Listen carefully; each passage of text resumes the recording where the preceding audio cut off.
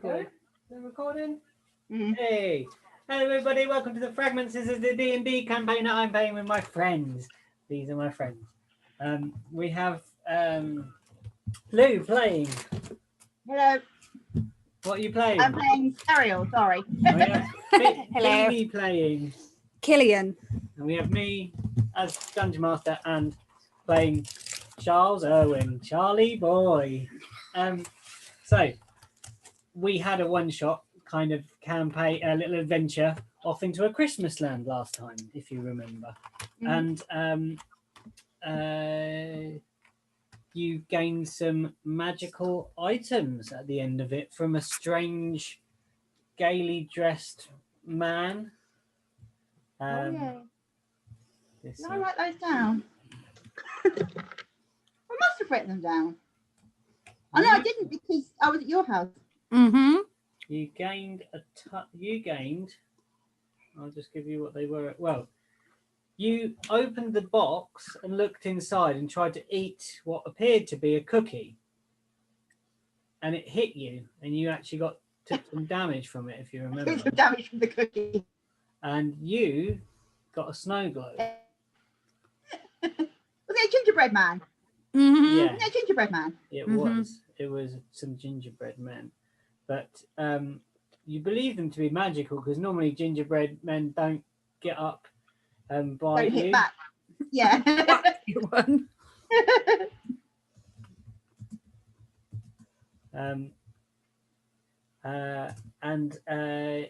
And Charles got something as well, but I've forgotten what Charlie got. To be Candy honest. cane. Weapon. Candy cane. Oh yeah, a sharpened candy cane, didn't he? Yeah. So, Mhm.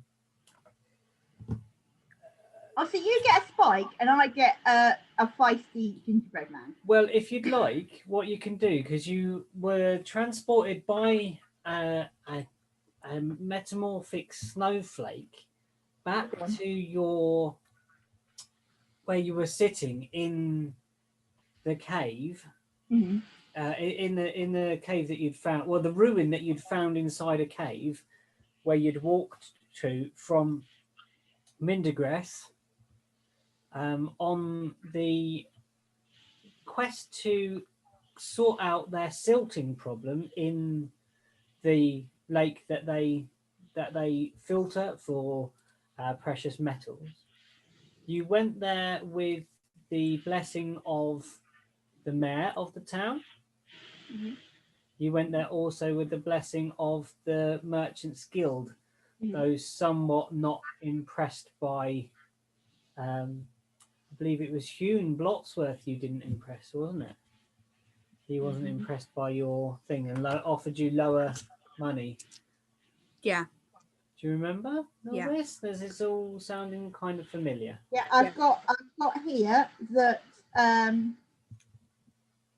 we got 75 gold in total. Yeah. To us. And who didn't you impress? Do you remember?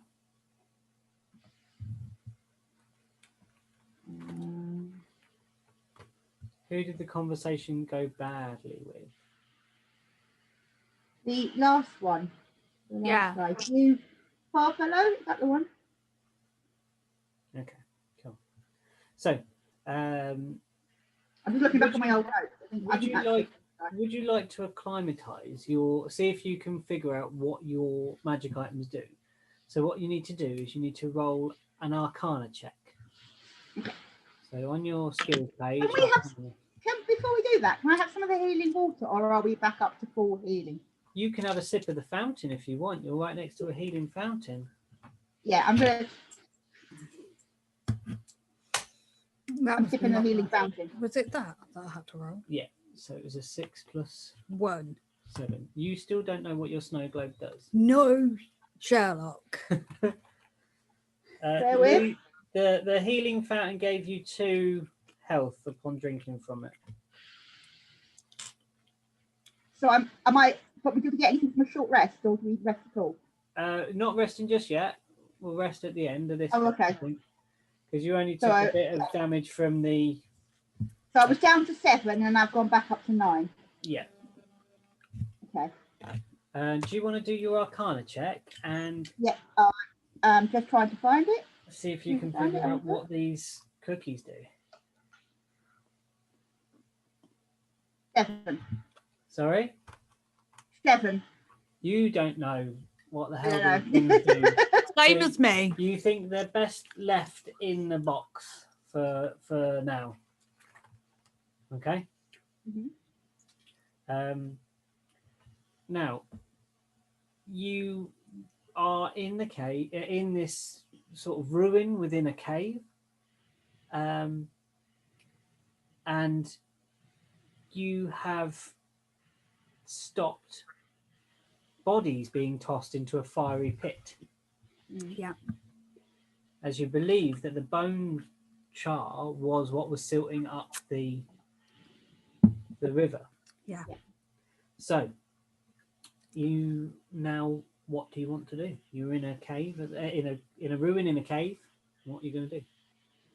I think we're going to try and make our way out because now there's no going into the water. The silt should start disappearing. Yeah. Start heading out. Okay. So we're just going to go the same way as we came in. Yeah. Yeah. Okay. So that route, as you know. Oh, what about the spider? Sorry, go again. Did we have a spider issue? There is a spider issue. Did we have a spider issue? Didn't we leave a spider? There is a spider issue back outside of the cave. If you remember, outside of this ruin, this doorway, possibly. But so you make your way along the route that you took into the central sort of chamber where you found a cave gnome loading bodies unceremoniously into a pit, and he cried for the master as he chucked himself into the pit before he died. Yeah. And as you make your way to the front of the cave, you are now greeted with this cavern that you entered through. Mhm. The spiders have not proceeded inside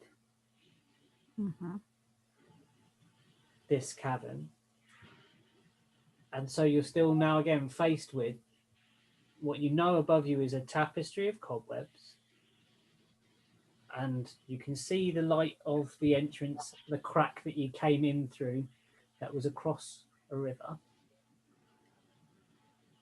and you need to get to that crack.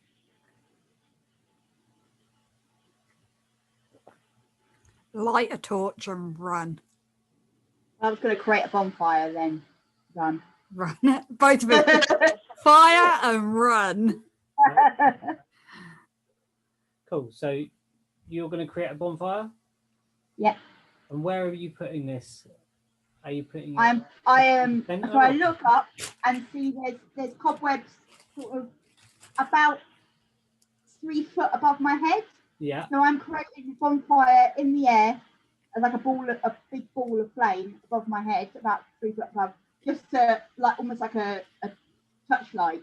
And I create that bonfire to hopefully then like a wick all the way up into the actual cobweb, going all the way up into the cavern. Oh, so you're going to try and ignite the cobwebs? Yeah. Okay. So you create the bonfire, but it is a bonfire of sticks and stones. So when you create it, it goes up into the air and the webs start to light. Mm-hmm. And as it explodes into life in the air, those twigs and sticks now tumble down to the ground around you and are still now burning. But there is the webs have lit up above you, and you hear the of spiders moving away from the light as they are shocked right now. But they won't be scared for long. So we run. Yeah, okay, we run. athletics checks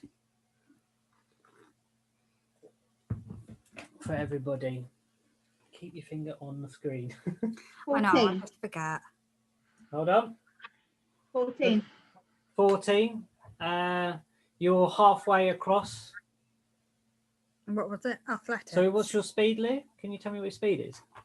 Oh, how do I? Oh, speed is 30 30 foot feet. speed. Yeah, okay. 12. Yeah.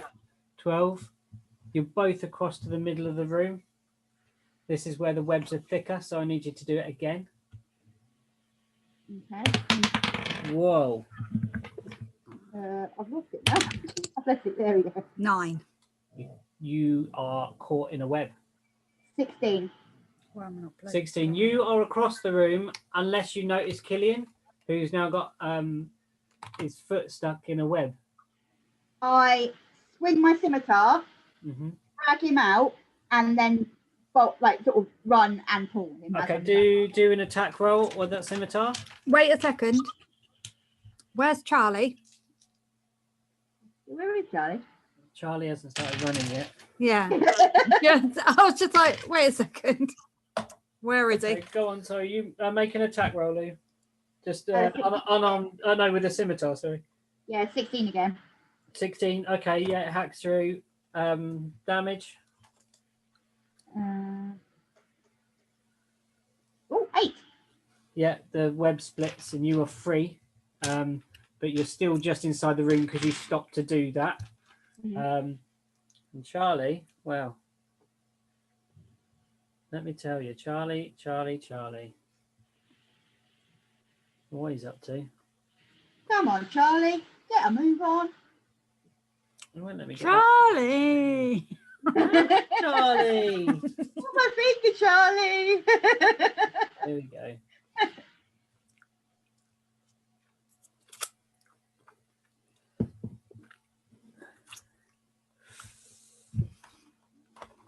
Right.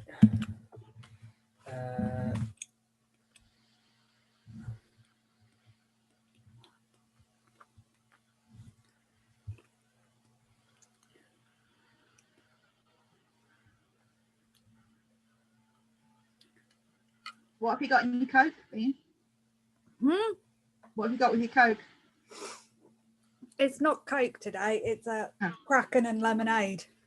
So what I do is I'm going to cast fog cloud up where Lou cast the bonfire to mask our escape. So a 20-foot radius sphere of fog appears like sort of up and above us, so they are obscured to see what we are up to.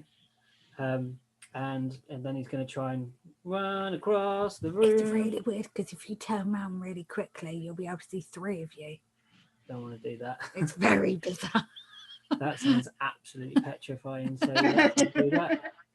It's very strange.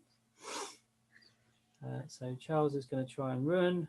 Oh, that's going to be good. Run. In Pete's screen, I can't see my head, so I'm just like a white headless body.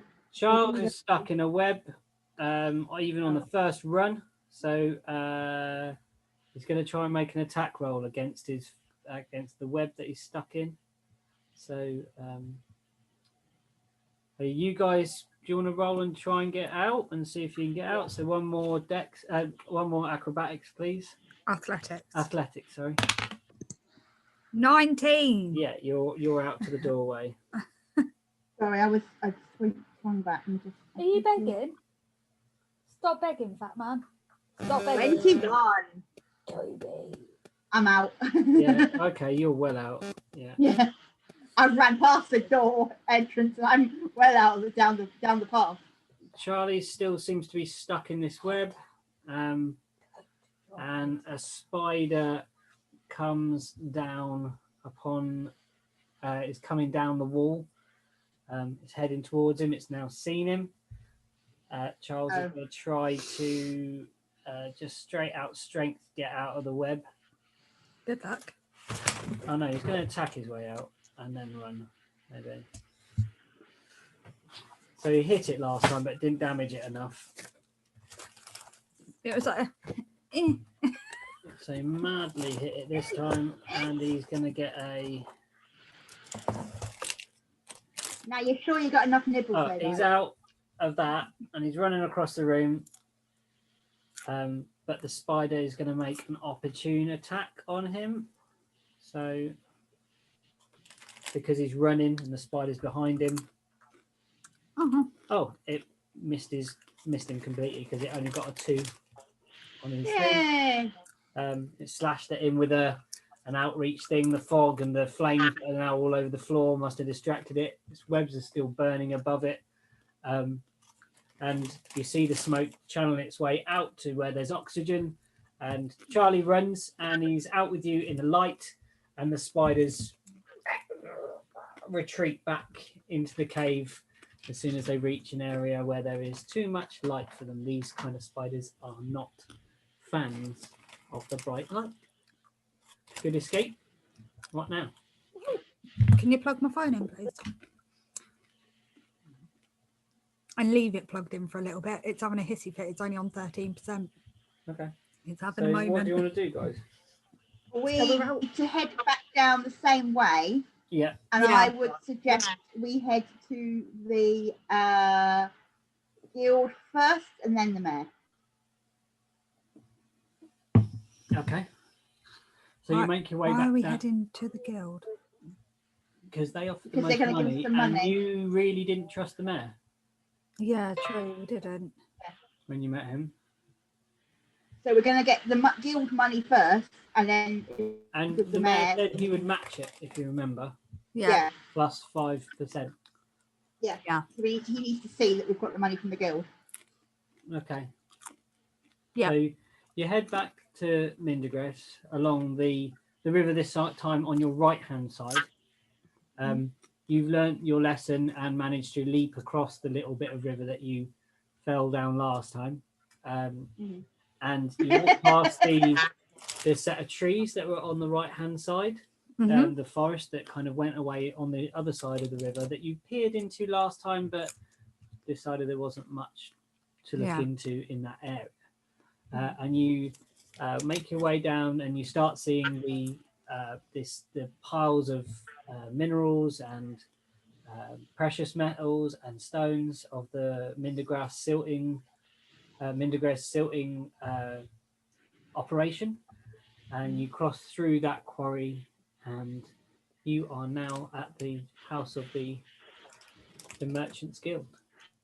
Before we go in, can we just have another go at finding out what our magical items do? You do that at a long rest, so you can do it sort of once a day to try and attune to something. Oh, okay. So you maybe do that when you go back to the if you're going to have Charles would recommend that we go back to the multi-faith church. They took great care of us there, and they'll be happy that we've done their work, a good deed for them, and surely they will celebrate our heroic efforts by giving us a bed and food for the evening. Good feed. So you're going to go to the merchants first? Yep. Yeah. So you walk in and you remember the scene quite well. Lots of little desks with lots of busy people, goblins and dwarves and gnomes and humans and clerks running to and fro with trolleys and papers, and it's still that kind of atmosphere. But there are smiles upon the faces of the people within the place, and lots of more positive sounding conversations happening, apart from obviously the one that Hune is having. Hune is having the most awful tirade upon the same menial that you saw last time, and this time he's saying last time he was saying they're not digging hard enough or fast enough. Now he's saying they're not lifting it quick enough and shipping it out enough. And he's just berating this guy completely. You will not. You tell them to get sorted. You tell them to get on with their job. It's absolutely disgusting. What am I paying you for? What am I paying them for? I don't know why I bother. I should just animate some golems that do the job twice as fast, twice as quick. And he clocks you guys walking in, because in the middle of them sits the drow chap that you met as well, the dark elf guy, and he nudges Hune and says, "Come on, Hune. Hune, it's time for you to pay up, my friend." And Hune goes red. Hune goes beetroot with anger. Even his multiple chins go gradually stages of red.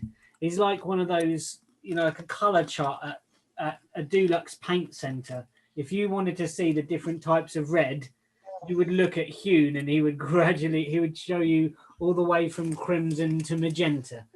And he is furious and he reaches into... Oh, your camera's gone. Oh, which one? Sorry, I don't mean to stop you mid-flow, but your camera is doing strange things. It's I can going only sort of pretty see slow, you. yeah. Mine's going really, really fast. I don't know. It's really slow. I'm sorry. I'll hotch this way. Hopefully you can see me a bit more. Yeah, like look at mine. Mine's Yeah, just going shuffle that way and I can see you.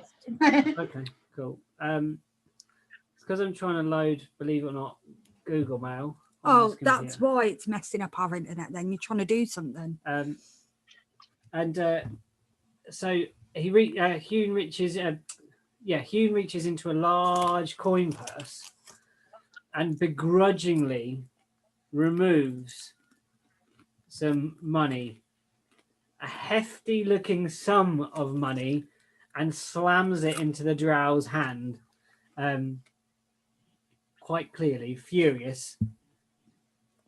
And you approach the desk.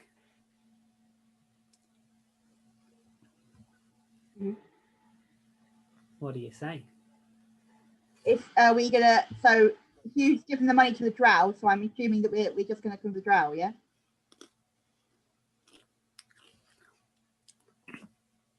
Do we need to go? Do we just need to go to the drow, or do we need to go to all three of them because they had money on whether we'd come back or not? You think they had a bet? Yeah. Okay. So who are we going to go to first? We're going to go to Hugh first. Yeah. Right. Get the worst over and done with. Good afternoon, Hugh. I am from the place and from the exchange you had with your colleague there. I believe you weren't expecting us back. Expecting you back? I thought you would be goblin food by now. Blast it! How did he always seem to know? Always get the better of me. Ah, well, I'm playing the long game, not these short, piffling exchanges that these drow go in for. I'm investing. I believe we had a deal. You did? Very well. Here is your payment from me. And the guild thanks you for your service.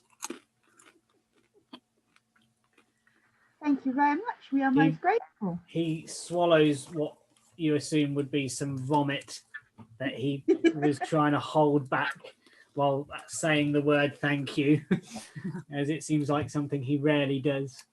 And then what do you do? We take the money from him, put it in our pockets. And then, what was the next one called?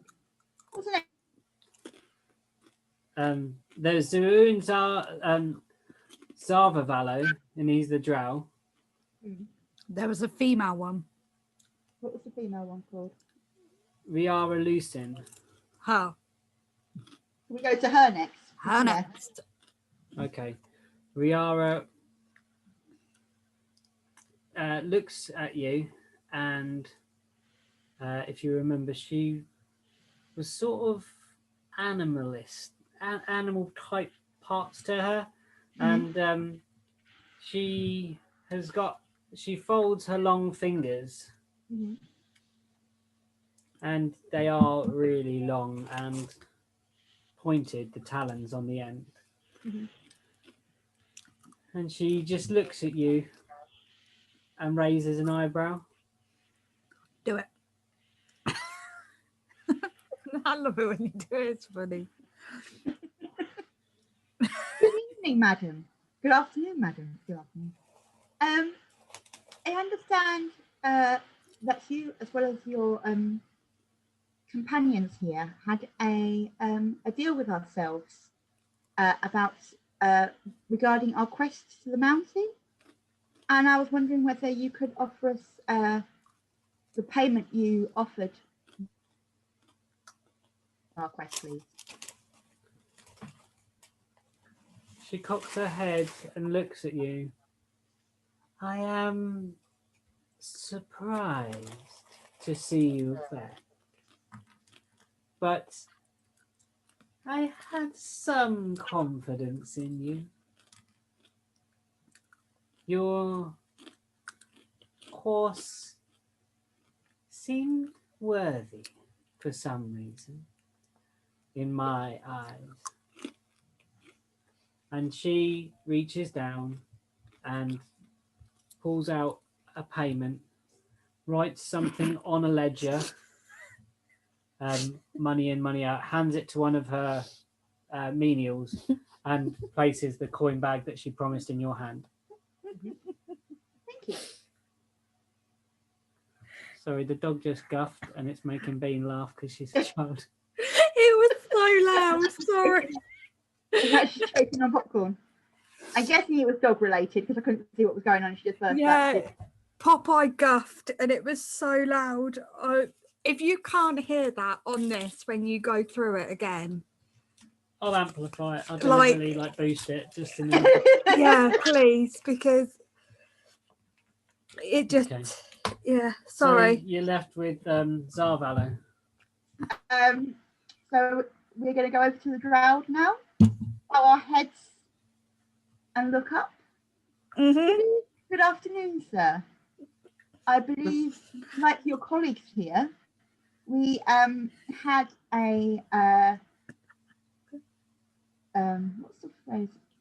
We had a agreement that if our quest was successful, that you would pay us. Oh, I've lost. I'm doing this on my own then. Bye bye. I think We- she actually we offer a evacuated through table. dog smell. Sorry. Oh. Please put your jumper over your nose. You'll be fine. I I'll find a mask. So he looks at you and he's smiling. And this is a weird expression to see on a drow. Because it's never really like a smile, it's more of a sneer. But this isn't sarcasm. It's almost slightly father figure like, Uh-huh. smiling on like its kid winning at the sports day or something. Oh yeah. The sort of Proud moment. the sort of proud, but also proud because you were the suspected underdog in this Yes. in this case. And he says to you, "Yes, you have returned, and the waters seem far clearer already. And it's only been a day or so. Well, a day and a night since you went and have returned. Tell me, what did you find?"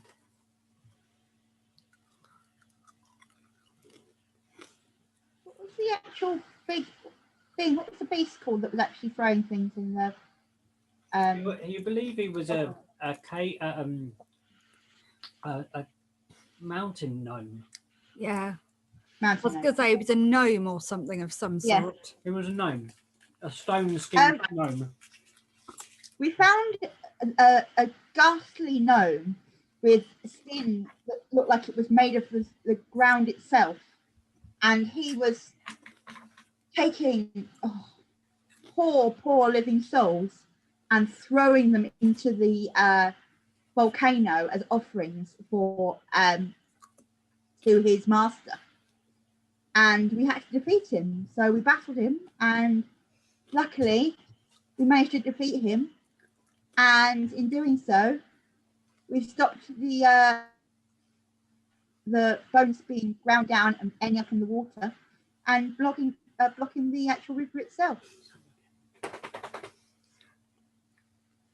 So you're telling me that these were bodies being fed into the water supply? Yes. Into the volcano that came then got fed into the water supply, yes. And the white powder, what do you think it was? I believe it was Bones. bones that had been incinerated by the lava, and then turned into a powder that ended up into the water supply that then worked its way down into the village, unfortunately. So many lost souls. You see that Hune is no longer shouting as you're having this conversation, and he is looking at you with his like sausage purple lips pursed, and the same of Riara. She stopped all business and they're listening to you telling this tale. But where were the bodies from? What bodies? Surely not from around here. Unfortunately, I believe so. There might have been souls that could have been in the city but maybe not missed, or from neighbouring villages or settlements in the area. I don't know. We are not from these parts, so I couldn't identify them, and of course most had perished by the time we arrived. Well, there is one way we didn't know who they were. If you remember, one of the poor souls that was being thrown in was wearing one of the uniforms from your very quarry, Mr. Blotsworth. Ah, yes, he was. My quarry, one of my workers, thrown into a volcano to be burnt. Nonsense!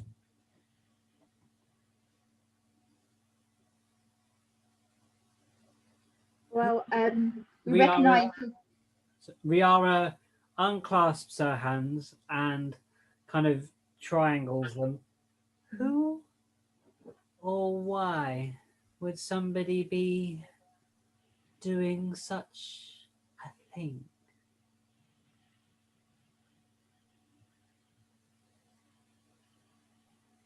As I explained, the gnome was offering the bodies as. I know who the lackey was, you have said. Who is pulling the puppet strings? We don't know. We don't know. You don't know yet. I imagine you need to rest. But We do. when you are rested, return to me.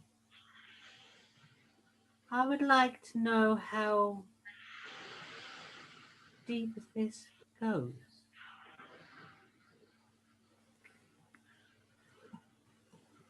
And the room then sort of gradually, the noise comes back into the room and the people start shuffling papers, and Hune turns away and starts gobbing off at somebody again.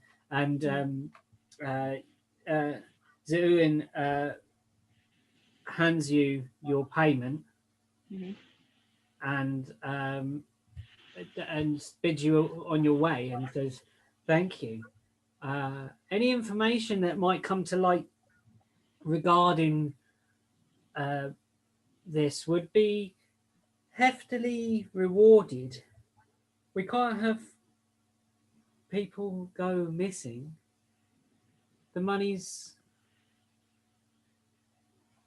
not important. It's what the money buys that is important.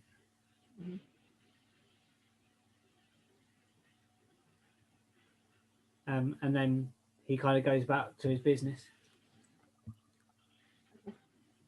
So they both want to know. They both want to know who is the puppet master behind this gnome, basically. Yeah, the so master. he's the master. Yeah. Do we have our suspicions it could be the mayor? No. Why don't you think it's the mayor? Do you think he's not up to it? Yeah. Not upright. Okay. There's something off about him, but I don't think it's that. Do you know what I mean? Yeah. Why are you looking at me like that? It's really creepy. I'm just listening to what you're saying. I'm listening to the story you're weaving. You were just staring at me about it very strange. Look, we'll go over to the mayor next, but I think we need to be cautious when approaching him. Yeah. I've still got my suspicions, although you're not convinced. Yeah. So let's leave for now with our pockets full of pockets. So we've got 75 coins, gold coins from this guys, yeah? Yeah, each. Yeah. So you leave the room, leave the Merchants Guild, and where do you head now? If you remember, you're on the right-hand side of... We had to head over the bridge, didn't we, to go to the mayor's place, if I remember right, the other map. Yeah, you are on the far side and the church is on the other side. Mm-hmm. I need to go to the mayor's place first. You want to go to the mayor's place first before and then over to the church, just to inform him that we're back. We've sorted the problem out, but we've been paid. As you get down the steps that go up to the Merchants Guild and start following the footpath following around the edge of the river that flows out, two people peel away from the side of the building. Okay. And are trying not to be seen, but there's very little cover here. And you know that they are following you. All right, so we're being followed. Great. So, Gillian, why don't you turn around and confront them? Yeah. I'll go all Dragonborn on him. So, what are you going to do? So turn around and say what? Ask them why they're following us. They're about 20 feet behind you right now. So you're going to turn around and walk towards them, or turn around and shout, or what? I think you need to bellow or roar at them. Dragon style. I'll just stop. Just stop where I am. And turn, or... And just slowly turn. Make it really melodramatic. Oh. They keep on walking towards you. Stride towards them, like not just walk, I mean like tail swishing, horns at the ready, going towards them. Charlie's kind of like and Charlie kind of follows alongside like and you come face to face with these two, right? And you're like more to nose with these two. I was gonna say, my face is like out here, so they're like that far away from you're me. like more to humans, and Charlie's like beak to human. Charlie's like, oh. Even and you say nuts, you've inspired him. He's feeling like really I'm about 2 meters behind you, just watching what's going on. Overlooking, but not. You kind of didn't realise what was going on until we'd already like got in their faces. And you're jumping off, and I'm like, okay. Boys. What are you doing? Okay, so what do you do? Just ask them very quietly, very calmly, why they're following us, but still in quite like a threatening. You know, when some people like. My nan is a prime example, just completely off topic. But you know, when they say things really quietly, it's a lot more threatening than if they shouted it. Yeah. That's the kind of thing I'm going for. Yeah. Like I'm channeling my role play it, Dean. Role play it. Okay. Right now. Role play it to Pete. Go on. What are you going to say it to me? How you would say it? How he's saying it? Oh, I don't know.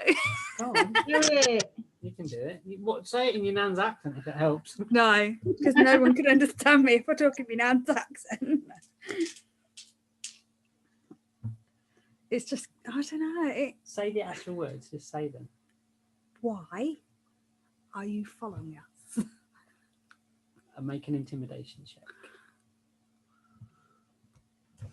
I would, but you've stolen my phone. You told me to. and Why have you told I me don't to? know, I wish I knew how I did it. I did it. People be like, He just handed me my phone like. It's just written. Right, so what Very was that? Intimidation, please. Which I think you're bad at that anyway. I think anyway, aren't you? Fingers crossed. If I get a good roll, we will see. 11.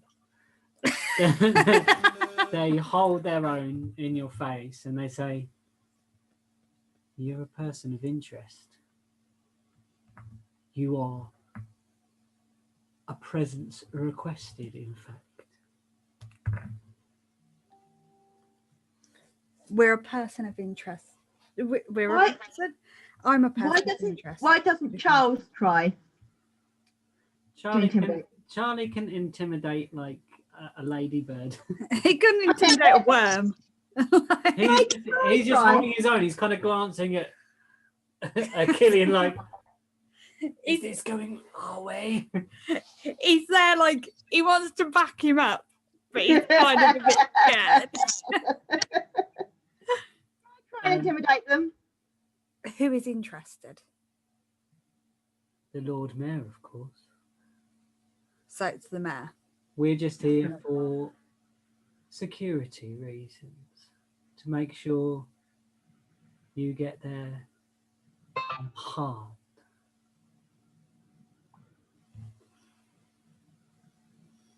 You get there, what? I didn't hear that bit. Unharmed. The mayor's unharmed. He's just round the corner. Yeah. So I'm going to... Unharmed by you or someone else? Oh. Now, that is an interesting question. Can I tail whip them? They're getting on my nerves. Who do you think is going to be harming us? What are your suspicions? There are many parties that come into play when dealing with any sort of thing involving those jingly things in your pockets. We'd like to see you with those jingly things and with fingers to hold them.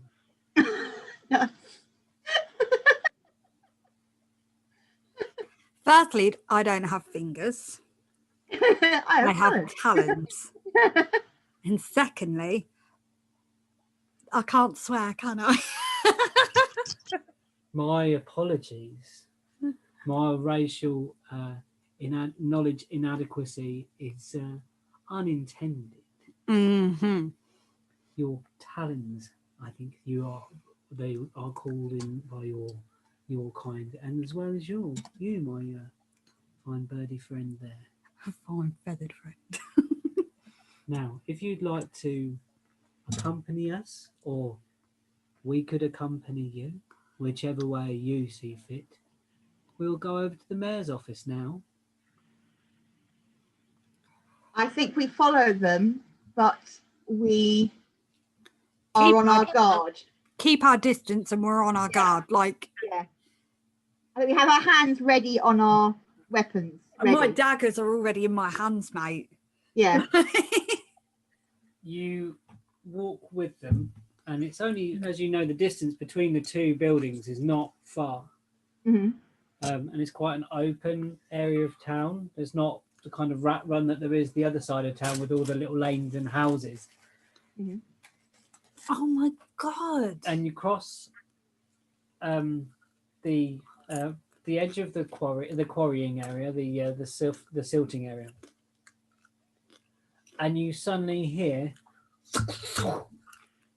and an arrow flies into the back of one of the thugs in his shoulder, and he spins round and pulls out a crossbow and starts firing up at the roof that's across the kind of circle courtyard away from him.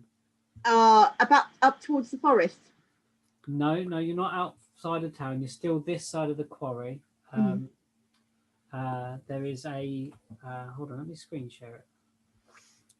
Let's see again. Yeah.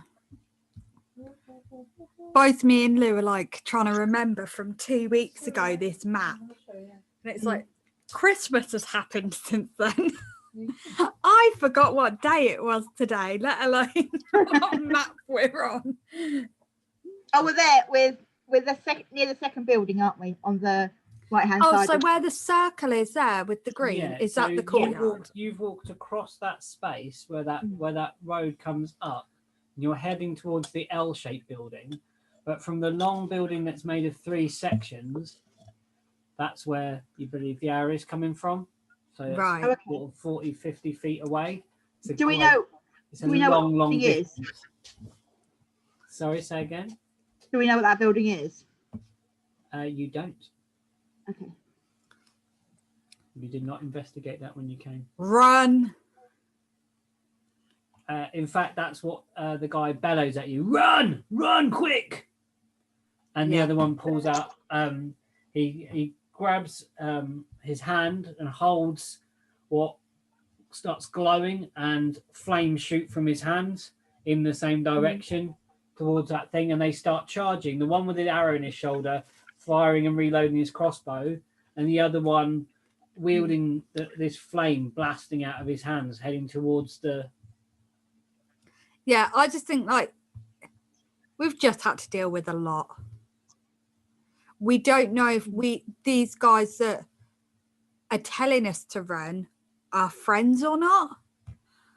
So I think if they want to go get themselves killed, they can go get themselves killed. They can slow them down, and we can just run towards the mayor's office. Yeah. Like, Yeah. Okay. So the 3 of us run towards the mayor's office. wait, what did Charlie want to do? Charlie? Yeah, we didn't hear Charlie's opinion. What did Charlie want to do? Charlie just started ducking. When Ari started coming, he was like, "Oh, what?" And then you go, and he went, "Run, run!" Charlie was already doing it. What, with his like He was already 30 layers of armor that he's got? Yeah, and he was already clunking away across the thing, across the green, running towards the mayor's office to kind of take shelter in the L shape. So Charlie's already got his back in the L shape bit, looking kind of round the corner at Right, the other where's the two L? charging Can away. I? Yeah, Right, so so- you're running across this bit here. You were walking this path.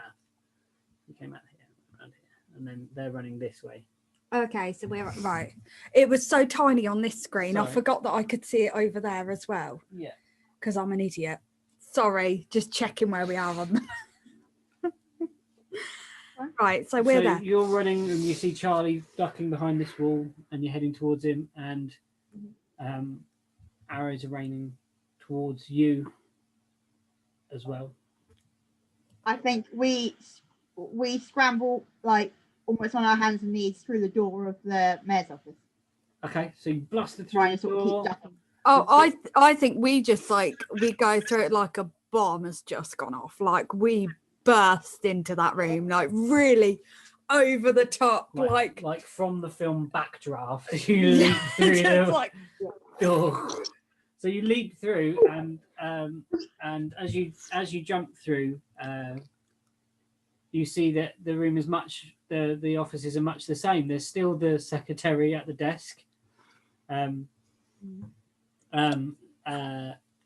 sitting there at the desk, like just typing away, like nothing has happened. And she looks up, like you haven't entered how you entered, and just says, "Take a seat."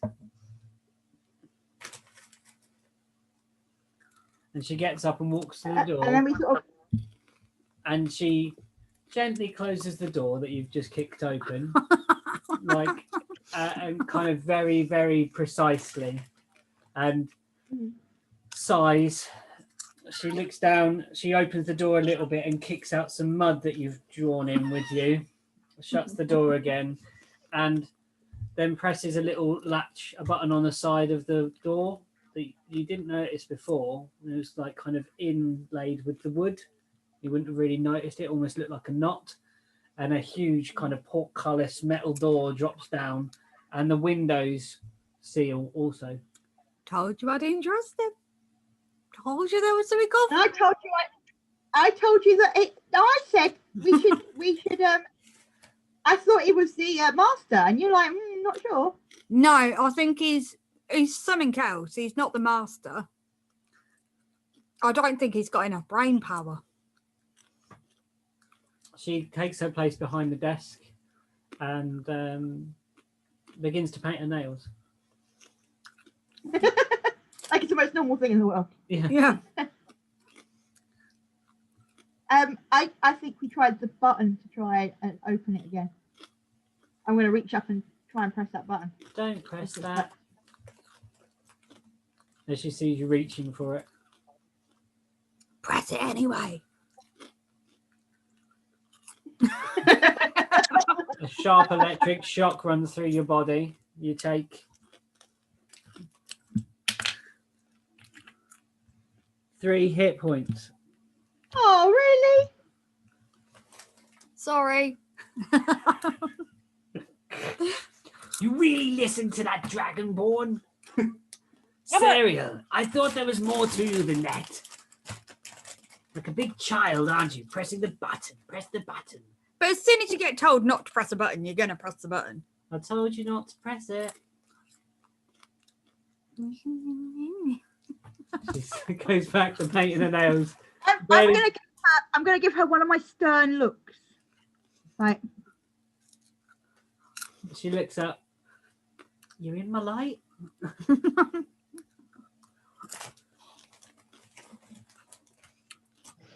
I'm gonna rub my poor electrocuted arm.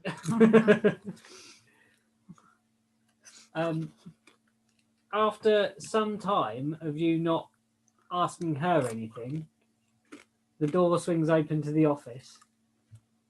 And the mayor, Princess Harlan, comes out and says, "Greetings, my friend. I see you have returned. And I'm a man of my word. Do come through." We can't go backwards. We're gonna have to go through. Yeah. Like, we can't get out. No. So you walk through into his office. Mhm. There are seats set up for you to sit in, and he arranges himself, walks over to the other side and, "Can I offer any of you a drink?" Walks over to a drink cabinet. No. I had enough wine last the other day. Mm. Are you still a bit hungover from the Christmas episode? Christmas wine. Christmas special wine. Oh, go on, I kid. don't trust You're anything. much more of a Sorry, go on, Lee. I don't trust anything. I tried to eat a gingerbread man the other day and it bit me. So Yeah. I'm not worried about anything that can eat and drink.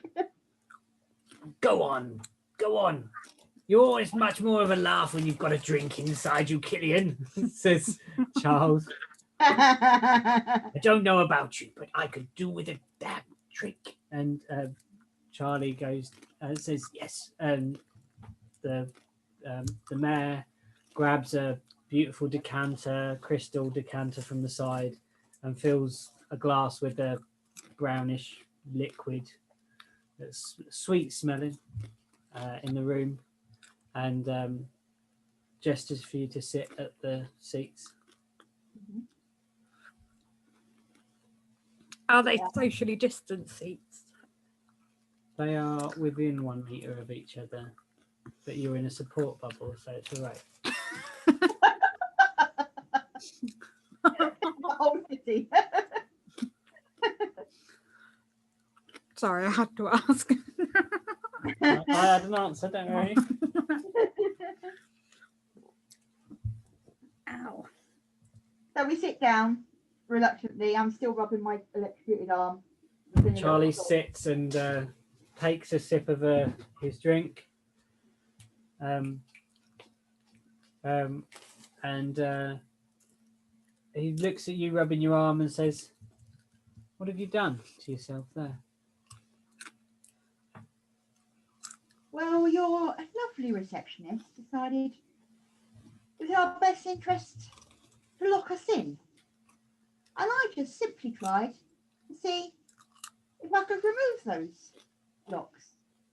And it would seem that I was not successful. Stop begging. So you did something against your best interests, is what you're saying? Well, I panicked. I don't like being locked in anywhere. I'm a creature of the land. I don't like confined spaces. I can understand that. Genuinely, I understand that. I too miss that. But now on to payment. So he removes a bag of coin from his desk drawer, gives you each the 75 plus your 5% on top, and looks at you, both of you, and all three of you, sorry, and you've proven very successful in what you've done so far.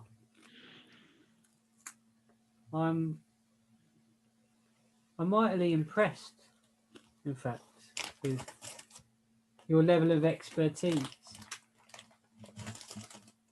Those sort of expertise could be very useful to myself. Do you think you could possibly see your way into helping the mayor of this fine town? What did you have in mind? I need a sort of gentleman's agreement first, if you will excuse me, my lady of the woods. Well, we're not going to agree to anything unless we know what we're agreeing to, I'm afraid. We're going to have to tell us more before we agree anything. Oh no, I will not be asking you for that. It is a matter of delicacy, shall we say? I need you to be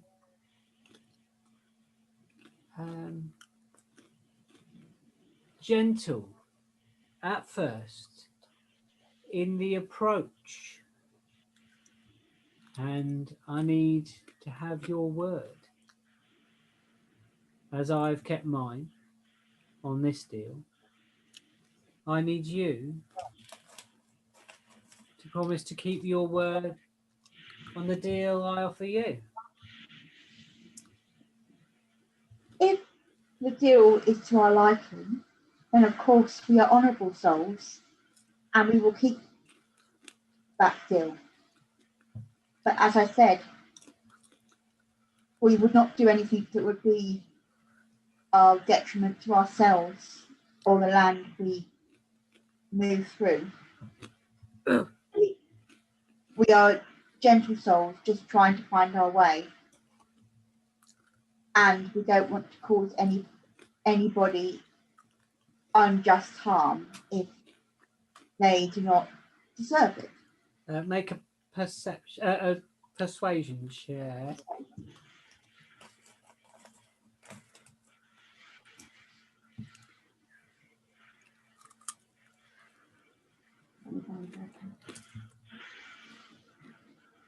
Oh, it's stuck. Hang on. Oh no. Oh no.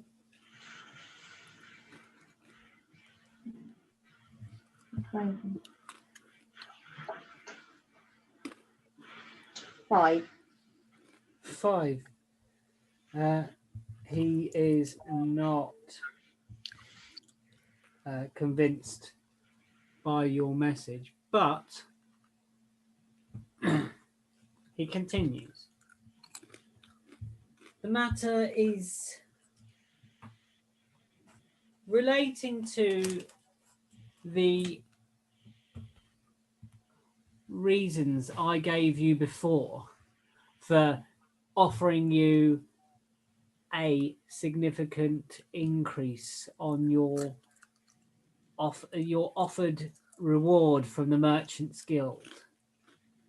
They strive for power, and they strive to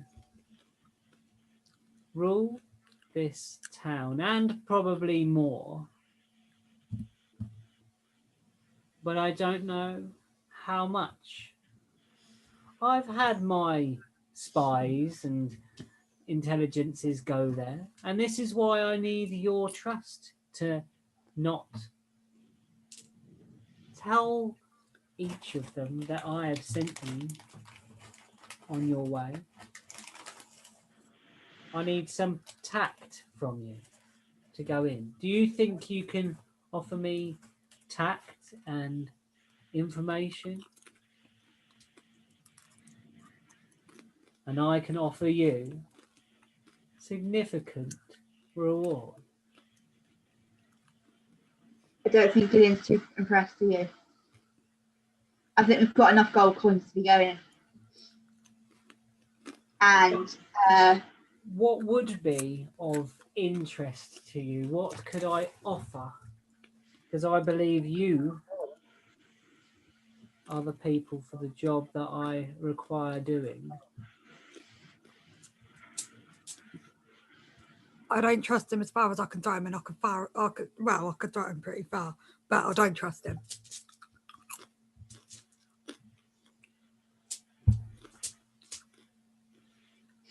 I think he could offer a safe package. He could offer us a boat. At the moment, we're no way. Oh, we have got a boat, haven't we? It's just parked in the harbour. What do you want to do? What is your sorry, out of game for a minute? What is your what are your main goals? What are you aiming for? What is your end game sort of thing at the moment? Or do you need a quick recap on what things you've been offered and what things you have been sort of provided, like opportunities? Would you like a little recap on your opportunities that you've been? Yeah, please, because I Yeah, can't. please. I'm going back to my list. I've got. I'd like to go to the forecast letter from the King of the South Continent. Yeah, to Prohast, yeah. Prohast. And so I would like to head towards the Southern Continent. Yeah. We've been offered the dragon will help us find out the truth on the journey back to Mindgress. So I think once we've been to the Southern Continent, we need to head on back to Mindgress. Toby, yeah, he was outside Mindergress and he wanted you to do something for him, didn't he? Yeah, find out the truth. Find out truth on journey back after. Yeah, he was concerned about Rechar, the island, the Reformist church on the island, and he said he could show you a way in. On what island? Sorry, was that? On the main.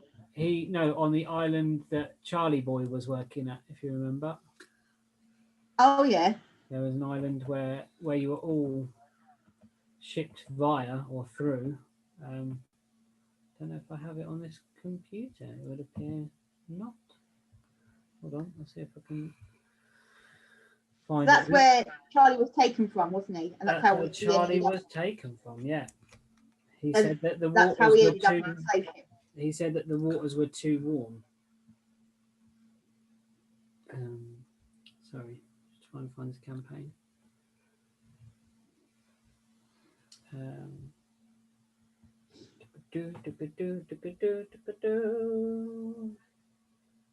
Is Mindgress where we are now? Yeah, it's the Mindergress is the town you're in now. Yeah. Right, Mindgress. So, yeah, the island of Hector, which is where Charlie's from. Payment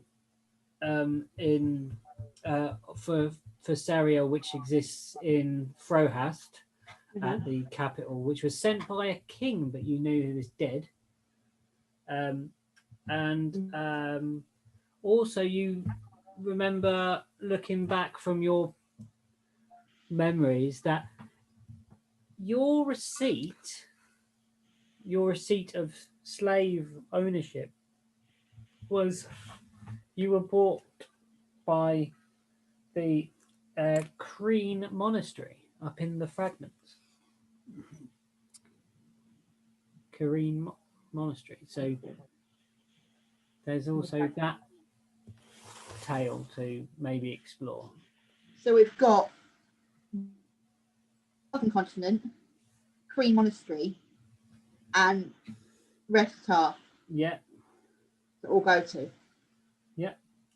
Heptar Island. Yeah. Heptar, yeah. Heptar. Out the way, but you've also just been given the offer of a job by the shifter merchant.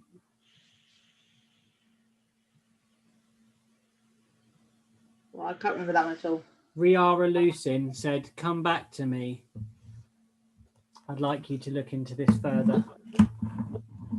Yeah. Oh, right. And sort of Hugh and Farfallow offered a similar thing to you. Look into who is the master.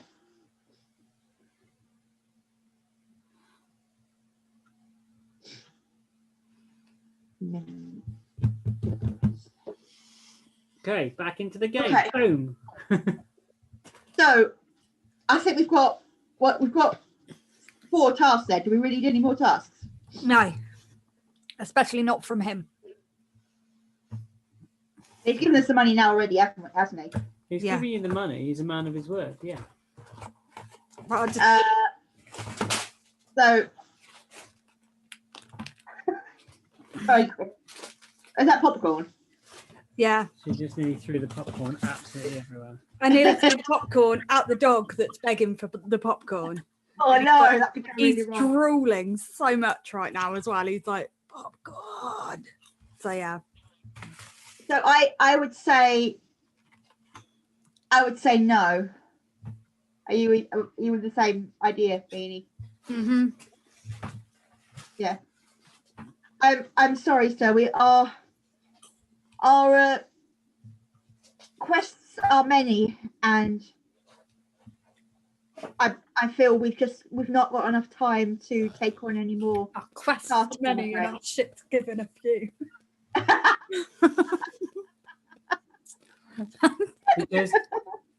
He says, I'm disappointed to hear that. I truly am. I hope you find your way to the wilds, my elven chum, and I bid you good luck on your future endeavours. I suggest you hold on here for just a little while. I believe there was some disturbance on the way here. Yes, there was. The boys should have that dealt with in no time, but let's just sit tight. If you go and see my secretary, I think she might even have a call pack, first aid box out the front there for your arm. We can deal with it when we get back to the church. Okay. Is she gonna let us out once we get to the reception? She'll let you out when what's out there has stopped happening. Okay. Well, let's just have a short rest and wait for them to calm down out there, and just take stock of where we're at. Okay. So Charlie has a drink Uh-huh. and says, Whoa. That's jolly good stuff. "Yeah, We are a rich town, which does mean I'm a rich mayor, which means I can afford richer things. But So not impressed. the general populace here are also very well fed, well kept. It's the merchants that push them too far, too hard, too long. I'm here to stop that from happening. Then why is it still happening? They have their ways and they have their crooks. Did you happen to notice some arrows flying at you as you came in here? We also noticed some arrows flying from the guys that were with us. They weren't shooting at you, were they? No, but neither were the others. They were aiming at your party, I believe. They were aiming at your guys, hence why one of them got shot. It is quite a distance, I believe, from the building where they would be, from you walking from the office to here. So even with the best of aims, it can go awry. But the What's crooks, that building? Do you know what that building is? it is a warehouse of sorts. Storing what exactly? The rarer, more precious things that wash down. It is a merchant building. I think we need to go and investigate it. I don't think we go to the place where the things were shooting at us from.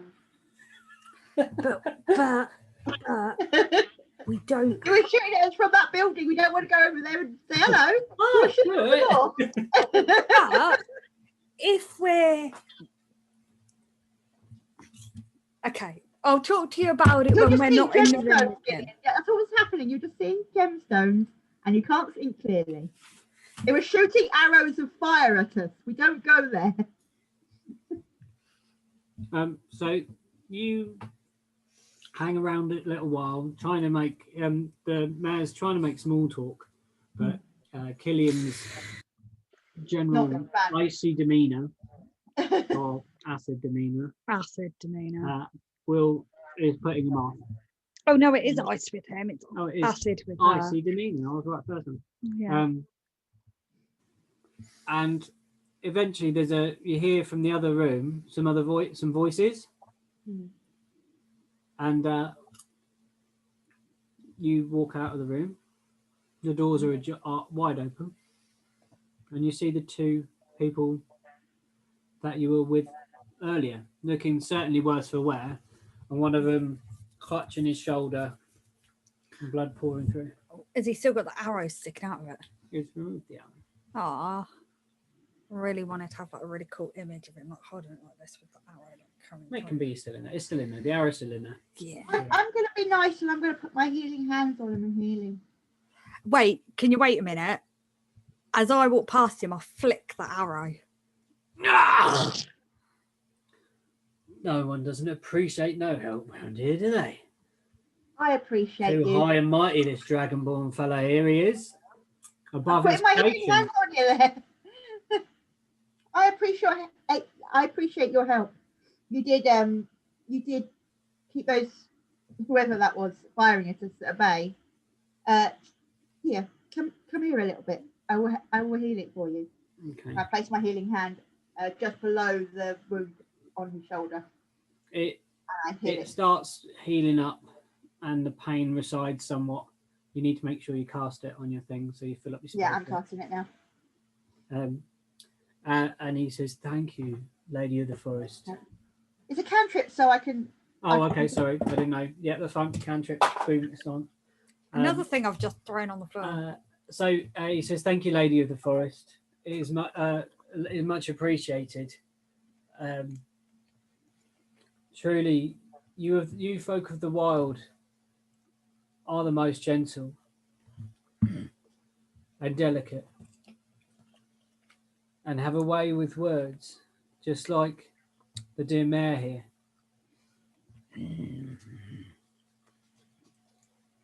And they kind of nod and bid you outside, and the mayor walks with you as you leave. Can I, before we part company, can I ask them? You don't happen to know who it was that was shooting at us, do you? Well, we don't know exactly, but they ran after some amount of beating, and they were aflame as they ran. Assassins, they looked like, black cloaks and all. Black coats assassins. Now, we've been around here for a long, long time. Ain't no one who really wants to assassinate us. They'd want to assassinate the mayor. But new folk with new money. Right. So they found out we had money, and they were basically after our cash. Well, I suggest we get somewhere safe and quickly about it. Yes. Okay. My dear fellows. Mhm. Now, this may be stepping over the line. I may be speaking for the other folk here. If you would like, I'm sure we could offer you sanctuary and healing and a bed for the night that's very, very comfortable at the church across the river. We have great friends there, and we'd love that you helped us. And as a token of good faith, we'd like to welcome you with us, to come with us, accompany us across the river to the church. Okay, so they're like our bodyguards. Yes, I think that's a good idea. Are we offering them any sort of payment for that? Or are we just going to offer them healing and bed? We're paid pretty well, to be honest, by the mayor here.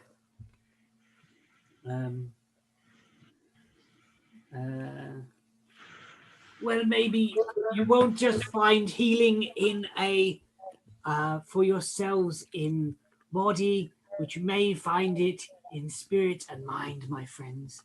You look most troubled.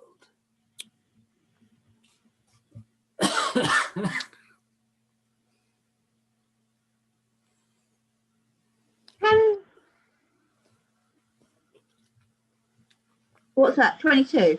A persuasion check. And that's Oh, you did that. natural 20 from Charlie. Like, So he's persuaded them.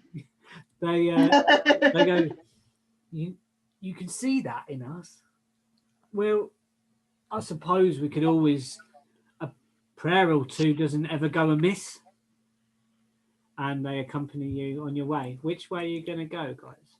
You can cross via the bridge in the sifting bits where you crossed before, and you met a gentleman who was complaining about the quality of the stuff that they were silting and the working conditions. Or you can cross via one of the little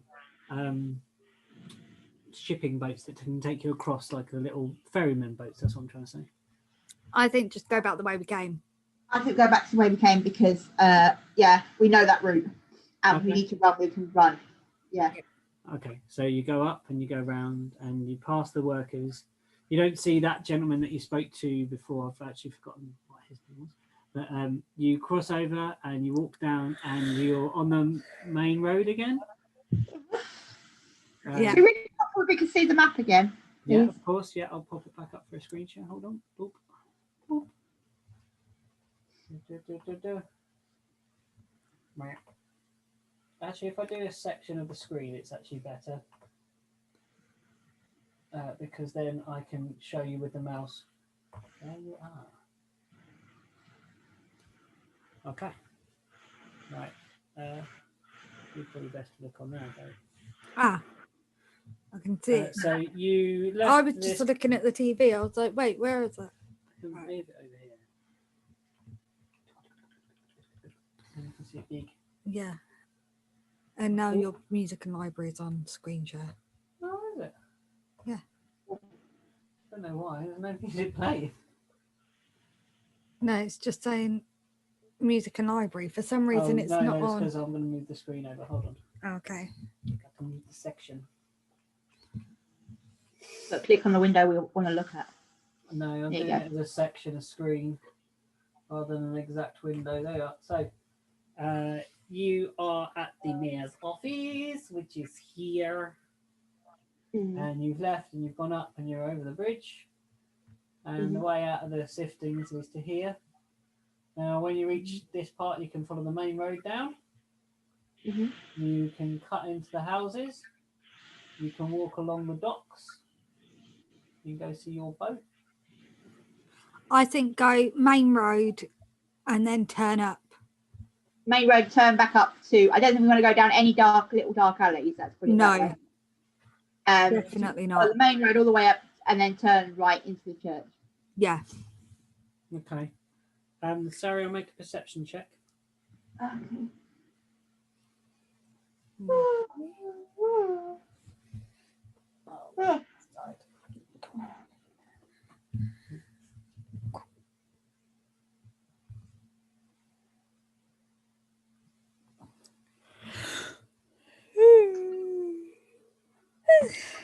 Okay. You hear a cart travelling faster than normal coming up the road towards you. I think we move out the bloody way. Yep. Okay. Where are we near one of those little side roads at this point? You're walking down the main street about here, and you're just coming up to the beginning of the buildings. It's coming up on the they drive the way we do, so it's on the left, and you're Okay, so down. we need to. I think we need to skirt into that little side road by the double building there. Here. Yeah, just move out the way, Okay. and just wait there a moment while we just sort of just by the side of that building, so we can see whatever it was charging towards us, or we come off the actual road itself. So the cart. Okay. How are you communicating that to the rest of the guys? Okay. Because you saw. Guys, I can hear something. Quick, let's get down this side road, and we need to move out of the way. I think there's something coming towards us. Okay, so The urgency in my voice encourages them to follow my lead. So we we move across, and we do see a speeding cart now. Me and Killian and Charlie see that cart coming towards them, and it swerves off of the road onto the rough, ready rock, and it's bouncing along the road. It's coming towards you, and you're on that corner right here at the moment. I think we need to move out the way. Where we move out the way too. Is it a cart, like horse-drawn cart? Yeah, it's 2 horses on the front, big horses, charging at full pelt with a cart behind them. I think. How tall is that building? Is there anything we can jump onto on that building? Hold on. Killian's got an idea.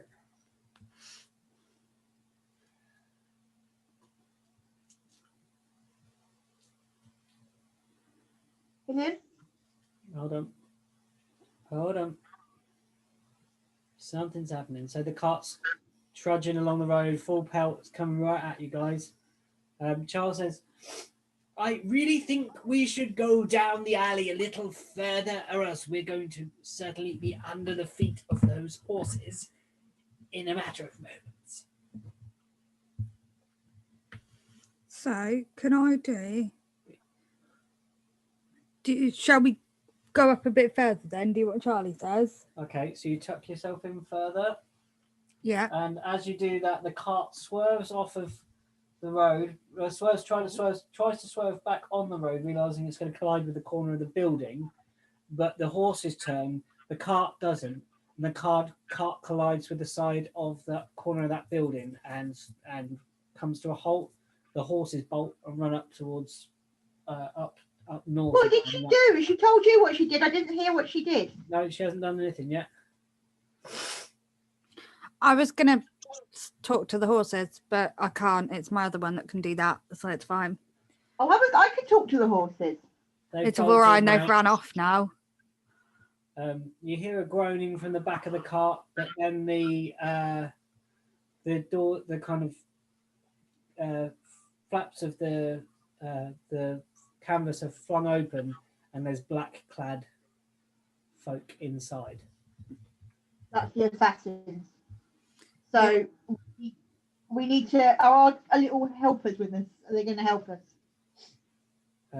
What do you want them to do?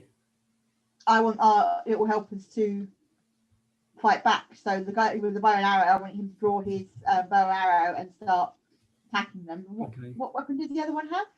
He had fire. Oh, flames out of fingers. He had flames in his fingers. Yeah. So yeah, the two flame guys. I want them to attack the assassins. How many assassins are there? You can't make that out at the moment. They're still trying to climb out of the cart. So I'm going to ask, please, can you help us? Can you just hold them off at least for a moment? And I ask them to hold them off. So they take position and start firing upon the cart. And I then do breath weapon. You do breath weapon at them? At the entrance to the cart where we can see them. Okay, so you're going to try and like frost at them, yeah? Yeah, because it's not like it says when you use your breath weapon, each creature in the area of the exhalation must make a saving throw. Okay. And I'm going to use my primitive savagery. Hold on. I've got to do one at a time.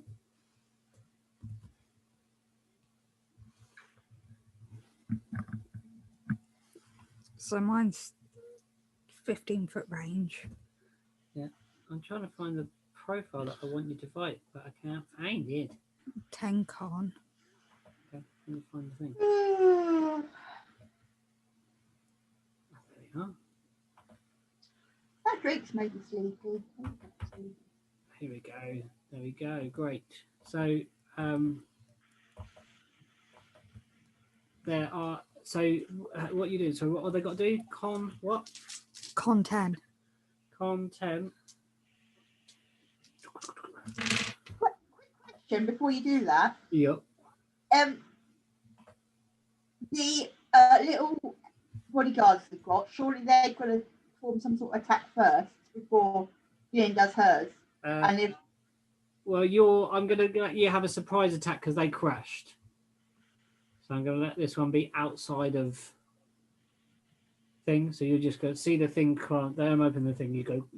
So I'm going to let that one because you said it so quick, and let it outside of the battle. Yeah, outside of what am I trying to say? Initiative is what I'm trying to say. So it was a con 10. Yeah. And I've got to do it for. Okay.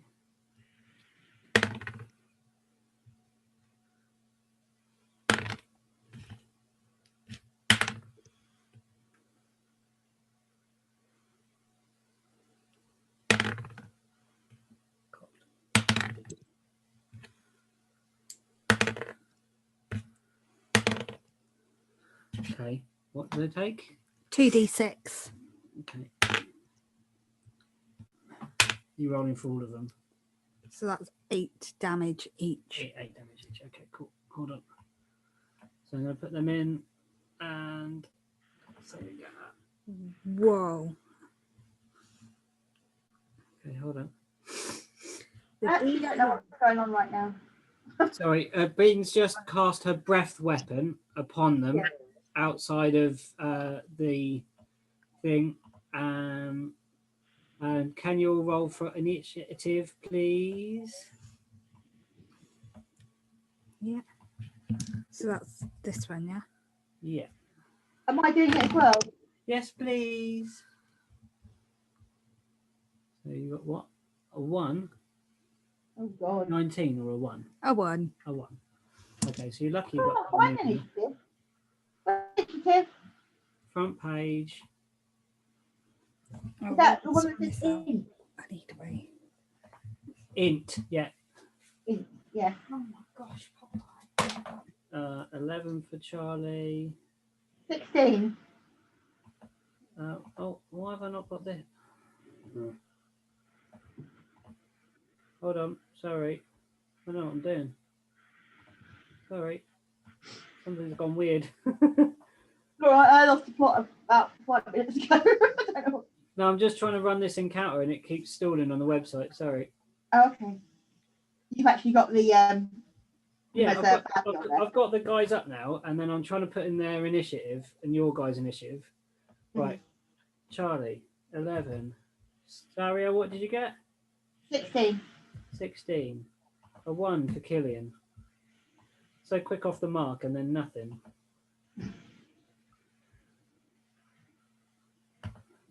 She's all fight and no brains at the moment. I'm going to stop listening to her because that's how I got electrocuted. Yeah, it was like, it. You did it. I was like, I'm on 6 health right now. I'm like not happy. what's your max? 11. Yeah, oh, not bad. Okay, right, ready to go. Right, so they're gonna. I'll wait for Killian. Shall we pause for a minute? Yeah, sure. I'll just make a cup of tea anyway. Yeah, all right. Let's have a stop for a sec then, and we shall. Ooh. Ooh, what? We'll pause the recording for a minute.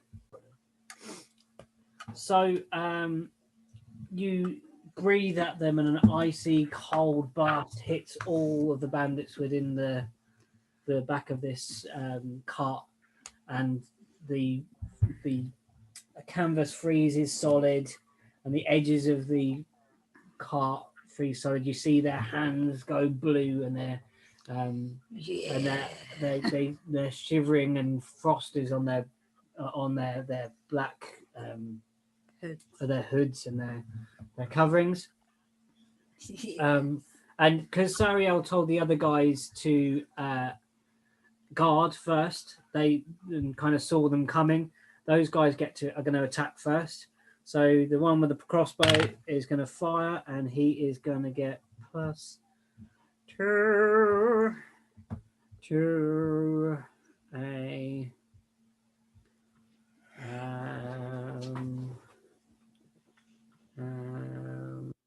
and he doesn't hit any of them. And the other one is going to do. He's aiming for Flame. He's going to aim for the flame. So he gets 20 and hits one of them and does 3 plus. Oh no! Wrong.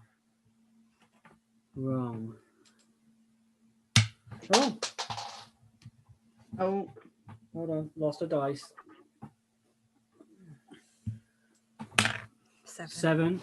And fires a bolt of fire at one of them, at the same one that the other guy was aiming at. And that guy is, from being freezing cold, is now ignited in flames and falls to the floor as sort of like if you were burning a popsicle. I love that imagery. Yeah, Okay. that imagery is good. So more of them start pouring out of the cart, and they're all really covered in this frost. And it turns out that when they pile out, that there are 1, 2, 3, 4, 5 left of them. There are 5 bandits, assassins kind of guys coming towards you. Why did we roll the initiative? To see who goes first in the turn. So it's the bandits go first. So they're going to 2 of them are going to crossbow back at the thugs. No, 3 of them are going to charge at the thugs. 3 doesn't hit. 20 does hit the thug with the crossbow, and it will do double damage to the thug with the crossbow. Because he rolled So- a 20. Because he rolled a 20. So he is 1d6 plus 1, 7. 12, Yeah, 12, 13. 13, 14. Yeah. He slashes at one of them, and then the other one goes, and he hits. And he does 4. So yeah, they're still standing. So that's 32. No, 12. The one with the crossbow falls. No, does he fall? No, the one with the crossbow is quite hurt. And the one with the other one is not hurt. And then the two of them pull out light crossbows and aim for you, because you're behind the guys, because you shot at them, and they're going to roll to hit you. 12, Armor class is 13. 13. Do they get any pluses on light crossbow? 3 plus to hit, I'm afraid. So That they're in. sucks. 1d8 plus 1. That's a d10, Peter. 1d8 plus 1. 5. That 5 hits you got. Yeah, 5 to Killian, and the other one is going to fire again at you. 8. No, No, it doesn't chance. hit. Misses. So that's all the bandits had their turn. Now it is. But I know I'm last in this order. Really? Yeah. How did you work that out? Well, By the fact that you rolled a 1. yeah. Surprisingly. And my initiative is +0. So So it's actually Serial's go now. So Serial, what do you want to do? You've got 5 bandits in front of you. I am going to pull out my primitive claws, Yeah. and I am going to charge towards 2 of them. Okay. Can you And- do 2 strikes? Can you with that? Yeah, I think I can do 2 strikes. Double check. Read it. Double checking now. Okay. Hang on.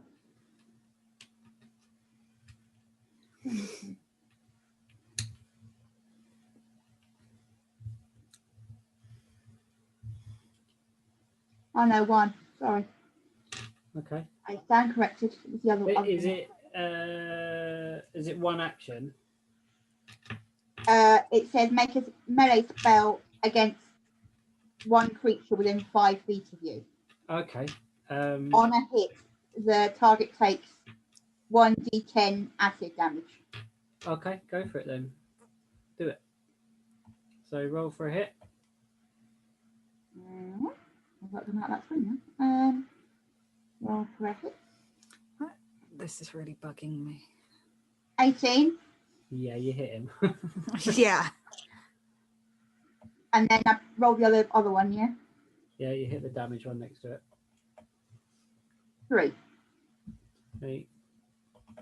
Yeah, so you slash away at this guy. You see like green slime shoot up through the wounds that you've cut upon him, and he drops to the floor in a heap, foaming at the mouth from the poison that you have inflicted.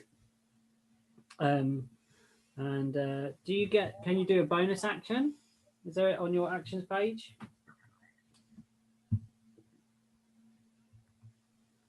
Where would I find that? Just on your actions page. It's Actions in combat, you mean, underneath? yeah, if so you where you are on your actions, scroll down. like, I'll show you mine. No action. Oh, 2 bonus actions, 2 weapon fighting. So no, if you cast a spell, I don't think you can do No, it's another just thing. You can only have weapons. if you had your 2 daggers going at them or something like that. Okay. Okay. Oh, so I could have done No, breath it says- weapon.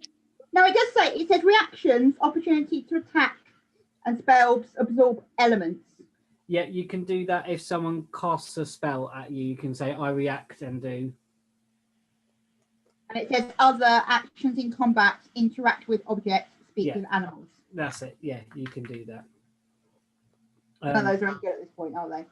No, I think when you cast, I'll have to double check it. But when you cast it, when you cast a spell, I don't know if you can do a bonus action. You may be able to like slash out with a dagger, but you've kind of gone up and slashed with your claws, haven't you already? So I don't think allows you to. Well, it's a melee spell, isn't it? It's a melee one, yeah. These are the weapons. Yeah. And these are obviously like spells. It's not a spell, it's an action. So I should be able to use it as I would do a scimitar. If it's got this symbol next to it, that's a weapon. Yeah, that way you can do the yeah, two. But it's only if it's a non-two-handed weapon. Yeah. But she was doing something. Does it say you use both hands when you use that spell, Lou? No, it's in one hand. Make a melee spell against one creature within 5 feet of you. I think because it's a melee attack, basically, with a kind of enchantment on it, I'll allow you to do another attack on one of the other guys with a bonus action. So with a dagger or something. I'm going to use my scimitar. Okay, that's single-handed. Yeah, that's fine. So roll for a hit. 23. Oh yeah, you hit him. So was that a natural 20? 19 plus 4. Oh, okay. What was her action called? The claw thing. I can't Primitive savagery. Primitive savagery. Yeah. And what's your damage on that one, Lee? 3. You slice through that person in half while you're not even really looking. After slashing the first one in front of you, you slash to your side and cut that bandit in pieces, and he drops to the floor. We've taken 2 of them out. They're 2 of them dead now. Yeah, there's 3 of them dead now, and there's still 3 remaining. Yeah, primitive savagery, that's it, yeah. A transmutation spell. It's a spell. Yeah, but because it's one hand. No, it's a spell. I don't know. Ask Google. Can you cast a spell and use a bonus action? Okay. We're just doing a bit of googling. We'll let you do it now for anyway because I said I'd honour it, but for future reference. Future reference. Find out why that can be both. Can I cast a spell and do a bonus action? Can you cast a spell and a bonus action spell? Yeah. No, bonus action. Yeah. I'm not doing 2 spells at the same time. And primitive savagery is a cantrip, druid cantrip. Yeah. And it's melee. Oh, it's melee, yeah. So I'm kind of thinking you charged your claw up and you kind of slashed at him and then went. Yeah. Yeah. And the results are.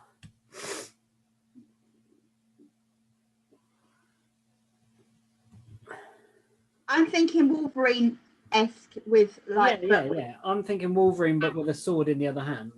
Yeah. I really need to draw this character. She can do it the other way round. Okay. She can take an action and then. Yeah. So you can do an action and then cast a spell as your bonus action, but you can't cast a spell and then do an action as your. You can't cast a spell and then do your bonus action. It has to be an attack and then a spell.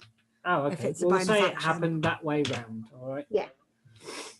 Okay, there we go. In the future, I'll know for next time. I wasn't too sure, and when I'm not too sure, I'm like, let me Google it. Yeah, I'll have to just double check. I've had to check up so much stuff for me. The rule bits on that for myself because I'm not too sure on that. Right. So it's Charlie's guy. Charlie's go.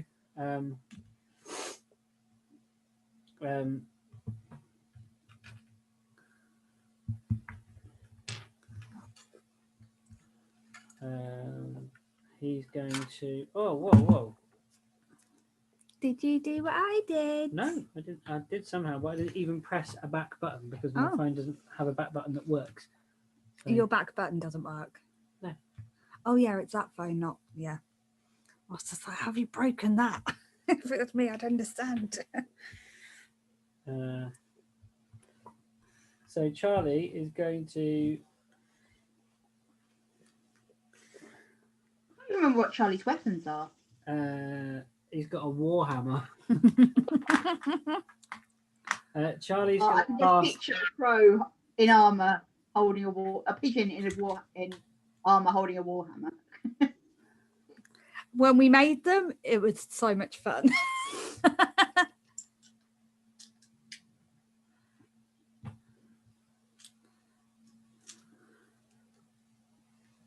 Okay, I could cast this, but it might hit you guys Why do it then? because it will get the rest of them. Why? All right. Okay. All right.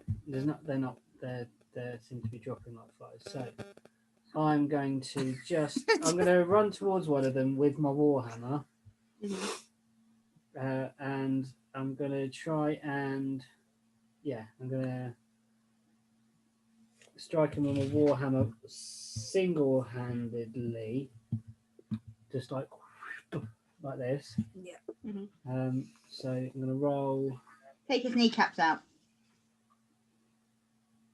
natural one. So I roll, and then I'm going to have to do some damage somewhere else, probably to myself.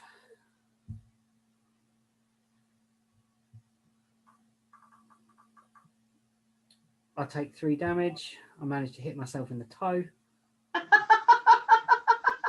Charlie. Charlie. Picture it. I can just picture sort of he You did falls put it in. over. He's probably still got some of that wine in him. I know it was Gillian that's the wine. That's only Maybe there was 2. something in the drink. Oh no, you had the drink at the mayor's office. Maybe that's No, you did. That's why, You had 11 out of 13 to start with. Oh, okay.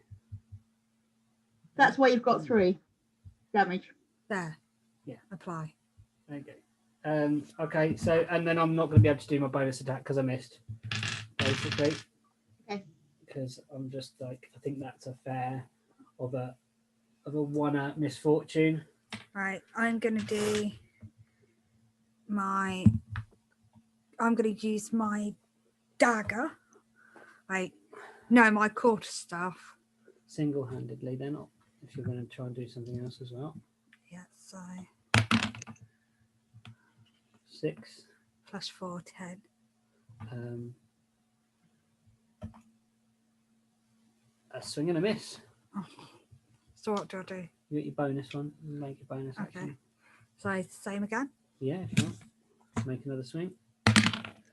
1 and 4, 5. So roll your damage and see where you hit on yourself.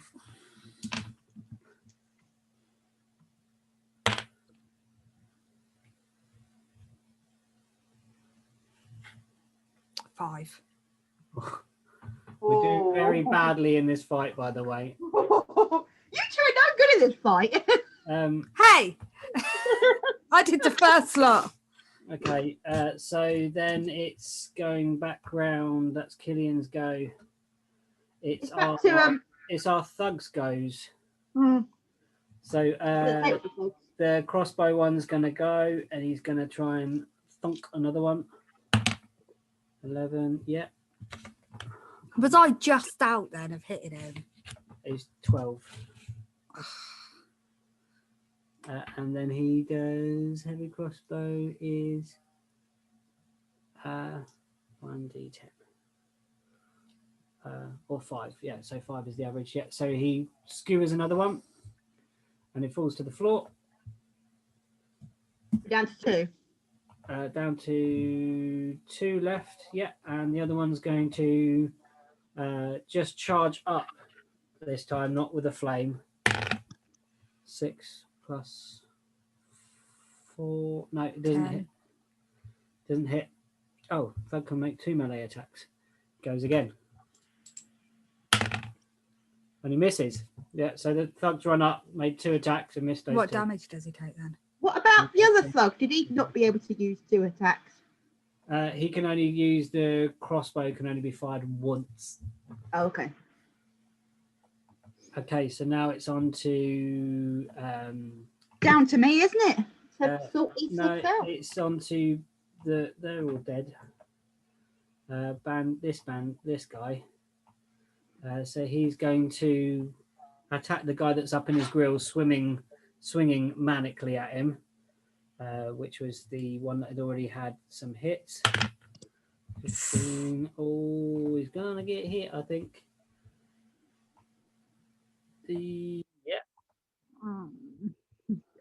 And 4. So he's down to. Yeah, he's looking pretty grim. And then the other one's going to attack the one that hit his mate with a crossbow. So he's going to roll to hit. 19. He hits, and then he does another 4. So that's the first hits on him. So he's looking all right. So now it's back round to Sariel. What about Charlie? Quick question. Yeah. I've just discovered I've got a thing called Wild Shape. Yeah. So I can magically, it says as an action, you can magically assume the shape of a beast that you've seen before twice per short rest. Yes. Max CR 104, no flying or swimming speed. Max CR half, no flying speed. Max CR 1. I don't know what any of that means. So you need to choose what you'd want to choose what animal you would choose. We'd probably be able to do that in the next one. I'll go through it with you on a separate chat on how to use your wild shape ability. Oh, okay. Basically, you can become any animal that you might commonly have seen. So being an elf of the woods, that would probably include things like bears, foxes, Squirrels. I was just wondering whether I could turn into one of those giant spiders we saw earlier on. You could turn into a giant spider. And you have seen them. Yeah, I have seen them. And then how do I fight with it? I have never used the wild shape thing myself, so I will have to have a quick Research it and get back to it. Yeah, so it's your go. Go on. Anyway, I'll be a spider next time. Yes, I do. I'm going to get my scimitar and I am put it up and shove it right into their chest. Okay. So roll to hit. So I love that Lou did the action for that. Yeah. Like that. Shove it right into their chest. I'm not very elven like, am I at the moment? 14. Yeah, that hits.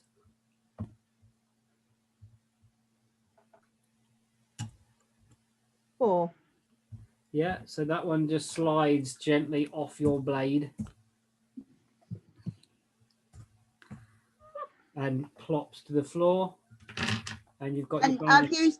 I've used the weapon, so I can do a spell one as well, can't I? If you've got a spell slot left, I think you might be full. I don't know. Well, the Or a cantrip. savagery is a cantrip, so I can use it Yeah, you multiple can times, use the can't I? cantrip, no problem. So I'm going to use my primitive savagery, which I can't say. Okay, so you've got to make a melee attack. For hits. 9. 9. No, you're missing with your primitive savagery. So there's one guy still standing, and Charlie goes for it again.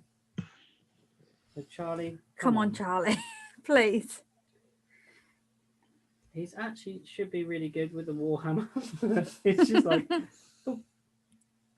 You're also so damn clumsy. he's just a klutz, isn't he? He really is an absolute dish. Come on, Charles.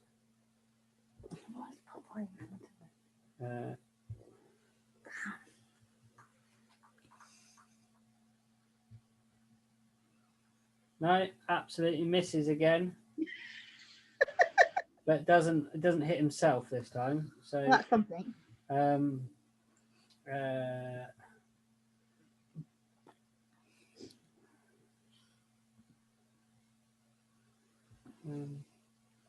he do? What could he fight 2 weapons with? Oh, he could do an unarmed strike. So he's going to go an unarmed. He's going to go with his talons. Hey! Woo! Go on, Charlie, again.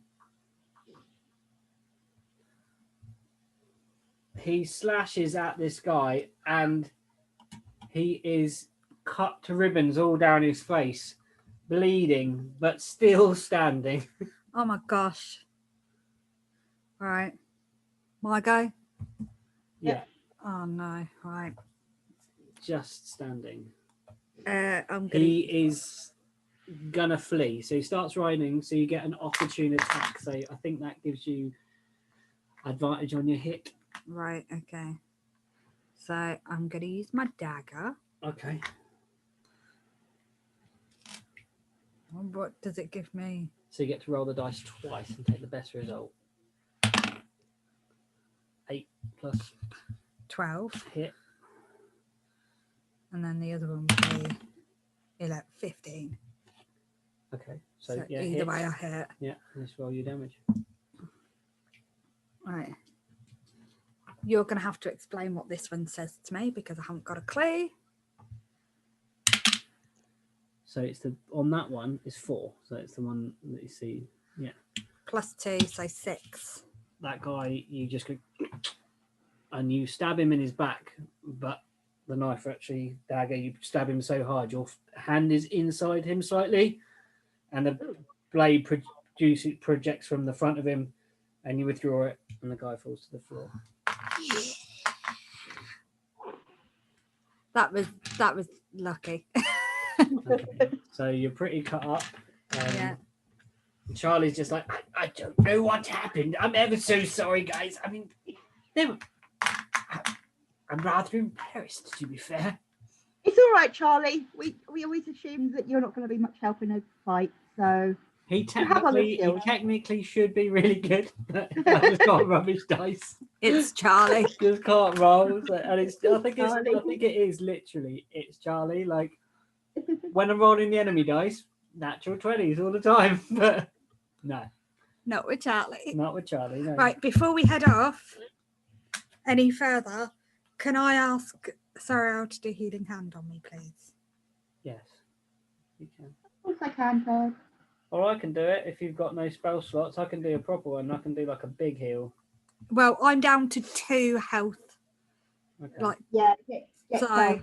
And let me do a big heal on you. See if we can do a big heal on you.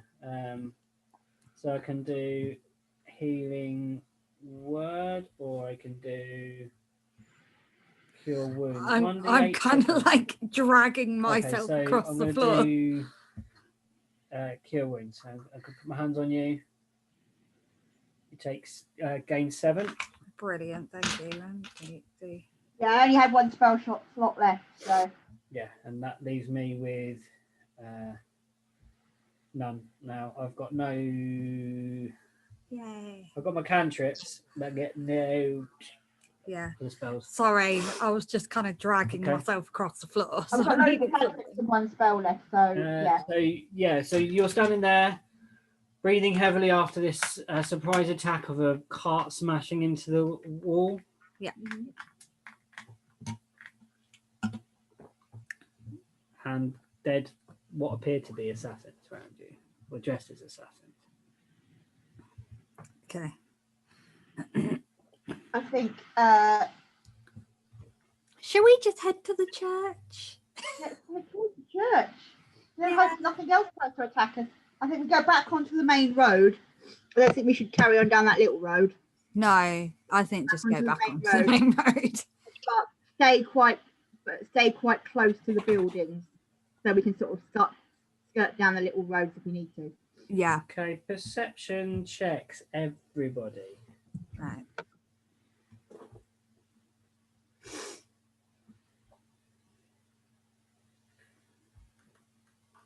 Oh, well, the wrong one. This one. Oh, 'cause that's the 10.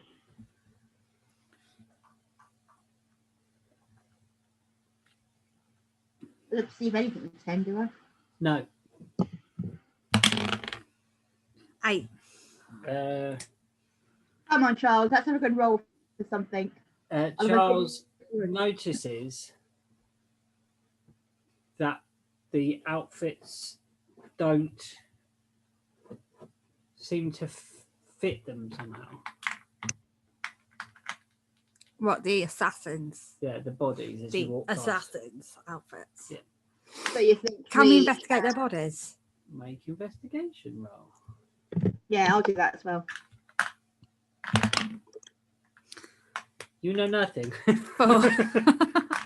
He's like, yeah, it's a body. Yes, dead. Look. I know nothing. Okay. Charles is now kind of pottering past, but he's actually going to not investigate the bodies. Is he going to investigate the cart?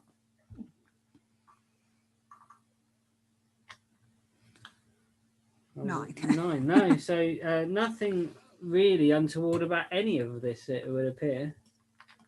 Which because we're all stupid and didn't not noticing anything.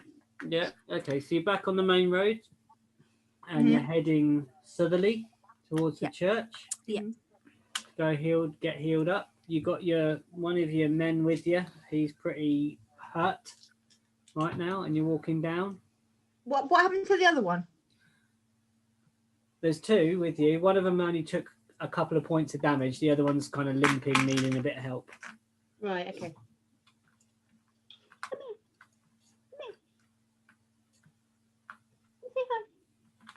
What are you doing? What are you doing? We're walking. So you're walking down? Yeah, going to the church. Walking I down say church. to the thugs, I say, were those the same chaps that attacked us last time? These guys weren't half as trained as the ones that attacked us last time. Do you think maybe they've been paid by the mayor? Or I also don't trust the fat shouty guy from the guild either. Oh no, he's like the ultimate like Mr. Dursley. He gets on my nerves. But yeah, that's my thinking. And they're not even like assassins, if you know what I mean. They're just workers that if he said, put these on, Yeah. chase these people and you'll get a bit more money. Okay, so you walk into the church and you knock upon the door and Father Samsung's there. And he opens the door to you and says, oh my gosh, what on earth's happened? And we limp. Oh, no, he doesn't talk like that. He says, oh my gosh, you poor things. What's happened? Do come inside, come in. And you have friends? Oh, we welcome anybody to our church. And the guy limps in, he's like, yeah, Charles said I might need some spiritual healing. As he like bleeds from a crossbow wound. It's like, yeah. And more than spiritual, mate. Yeah. So the various staff that are in there that's for the small infirmary that's within the church rush up, and you see the same tiefling woman that helped Charles last time, who left the room giggling. She sees Charles and again turns this kind of different shade of purple that you assume is kind of like a blush and kind of ducks her head. Oh, she's And- like, oh. and moves away, blushing. What is it, Killian? What? Charles has got an admirer. She knows of like some of my work. Yes, she's heard of me. That's why you were keen to come back to the church then, Charles, wasn't it? I just thought this was the safest place. place. Now come along. I am a man of the cloth. And Yeah, but you can still have admirers. Cloth on the floor. well, I can't say that her affections went unnoticed, and I'm most grateful for the attention that she gave me. Yes. Oh, I see. I see. Look, let's not talk like this now. Let's all get healed. Let's get some supper. Killian, you're still looking a little green around the horns.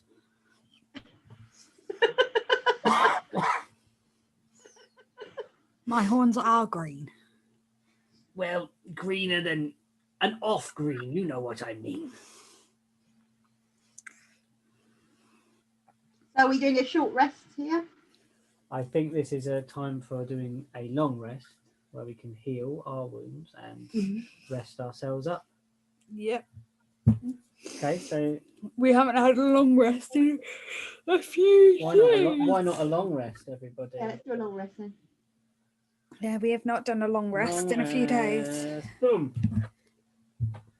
Let's see if you can and like hand it to me without turning the torch on. I really wish I did. I press a button? Where's the torch button? You swiped the screen down and it turns the torch on. Yeah. Right. I don't have to do rest now. Don't. It took me ages to get used to this phone. You remembered how to do it, Lee? Let's No. see. Tap your character on the actual face, the picture. Long rest. Tap long rest. Tap take long rest and then confirm. And you are long rested and your hit points are back up. Awesome. Yay! And then So that was XP 100 and are you trying to add it up? Do you want That's me all right, to? I've got it here. I got it here. Don't Okay. you worry. No, I just know you struggle on being helpful. Yeah, you are. You are quite helpful. Heffel. Helpful. I'm heffel. Yeah. I'm quite heffel. So actually, it's 50 per person. Is that it? Yeah. Yeah. So that should tell you something also. Yeah, they weren't assassins. No. Like at all.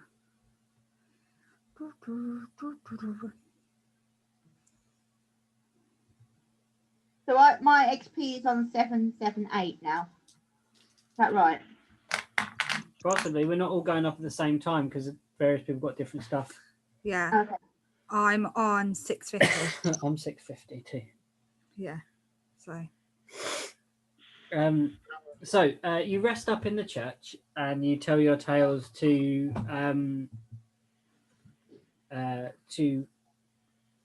Father Samson.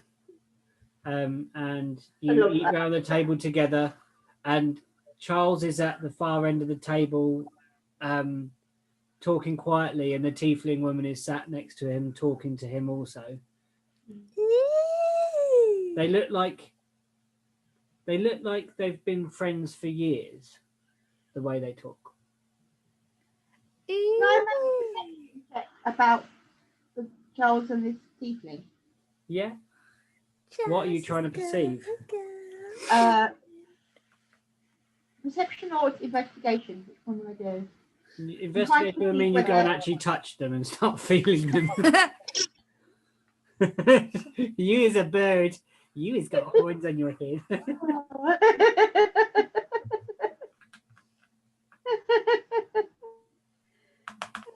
I'm trying to perceive whether they are if there's more to their friendship than meets the eye. And I've just rolled 24, promise. You believe that it is a level of respect that veers on.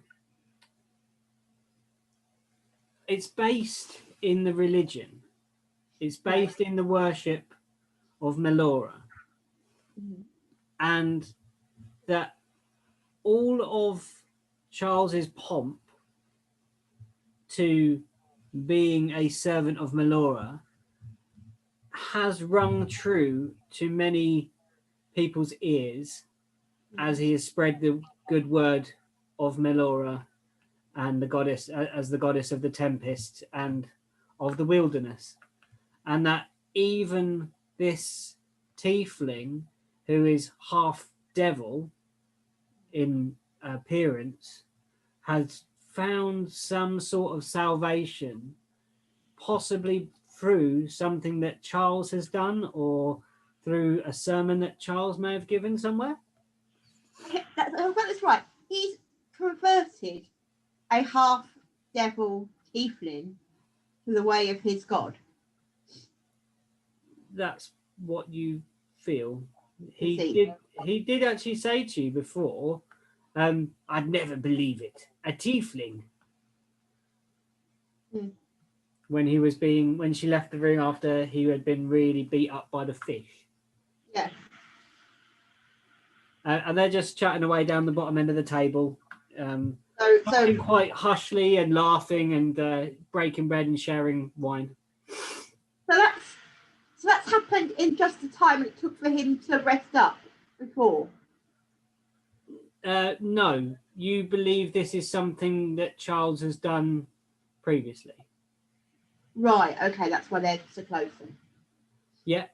Right. Although he didn't know, he doesn't. You don't perceive with that perception roll. You don't perceive that he'd met her. Right. Okay, but it was just until this point because of his reaction when he said, "Would you believe it, a tiefling?" Yeah. It seemed like it was a surprise to him also. Mm. Sorry, I need to.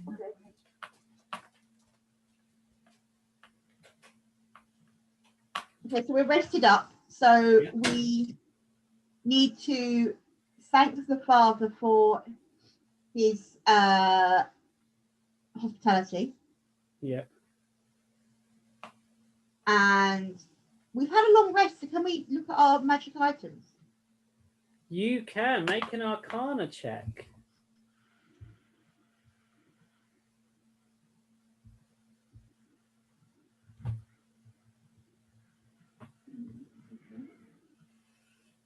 I'm on the wrong thing. No, I'm not. Charlie really still doesn't know what his does.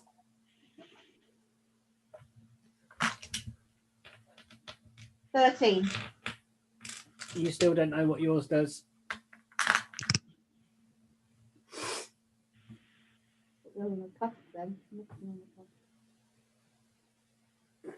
Even though you were turning it over in this place of holiness and rest, you still couldn't figure out what these biscuits do. So you put the lid back on the Tupperware and seal it, or whatever you're storing them in, bag, sack, box. I think an elf would probably not be carrying Tupperware. I imagined a tin with something sort of wrapped in it, like tissue wrapped in them, rather like a leaf, like she's wrapped them in a piece of a piece of a tree that she's found, like tree bark or something like that, yeah. And then bound it with grass that she's plaited from the I like that a lot. Yeah, so yeah, or the vines of coming down from the tree. Yeah.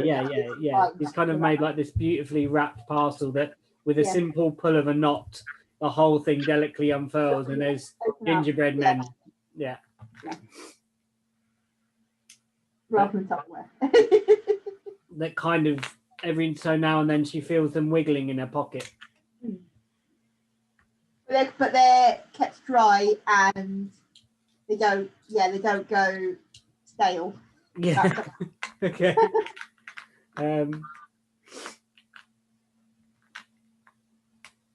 We're just waiting for dear old Killian now. So is there anything you would like to say to Father Samsung apart from thanking him? I think we should tell Father Samson what happened. So I sit while we're sort of resting round the fire and tending to our wounds and like eating maybe I imagine bread and cheese or something like that. Mm-hmm. It's simple pie. It's simple grub. There is a stew in the fire going of like a little bit of sparse meat, lots of vegetables, but it's very flavorful, very well spiced.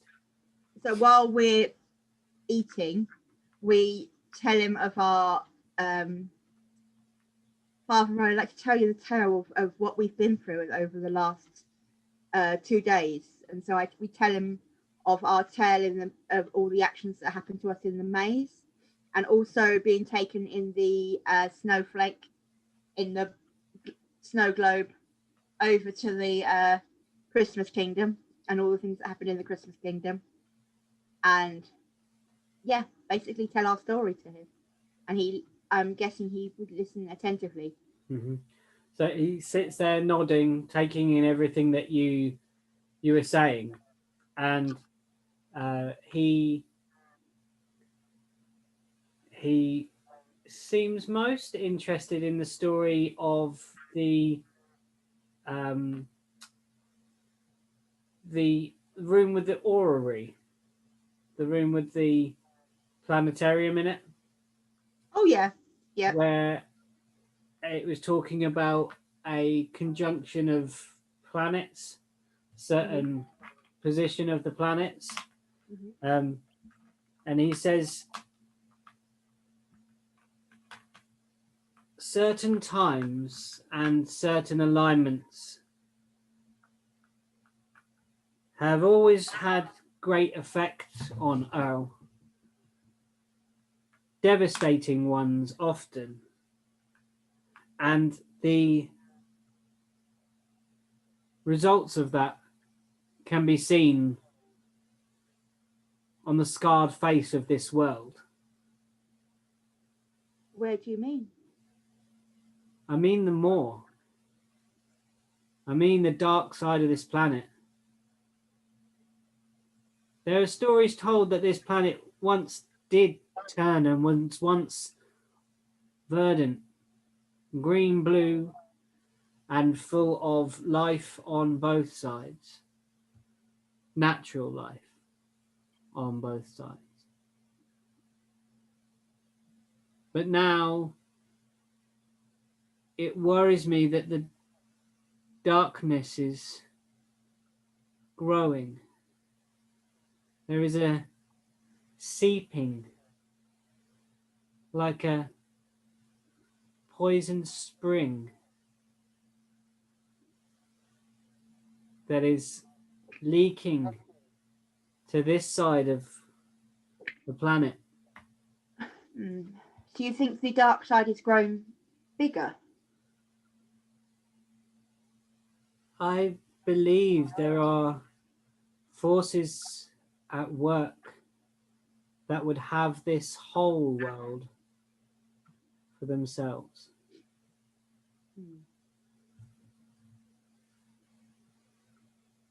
That's interesting. How have you come to that conclusion, Father? My studies here in the multi-faith disciplinary have led me to read many, many, many books. Great old tomes and the stories of old and the tales of the travelers that come through this place and spend a few nights and then they're on their way again has left me with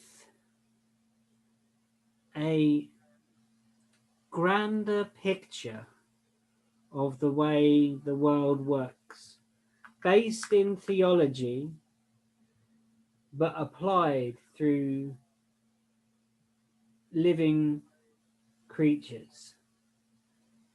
You sort of see the patterns falling into place, but you can't put your finger on it. An unease in the way some people smile, an unsettledness in the way that people go about their business. There are still the innocents, there are still the pure, I see them too, but more and more you see people twisted.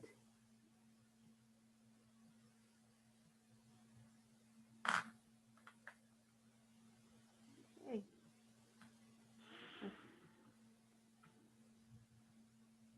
Well, if we discover anything new about the dark side of the planet, would you like us to return to give you more information in the future?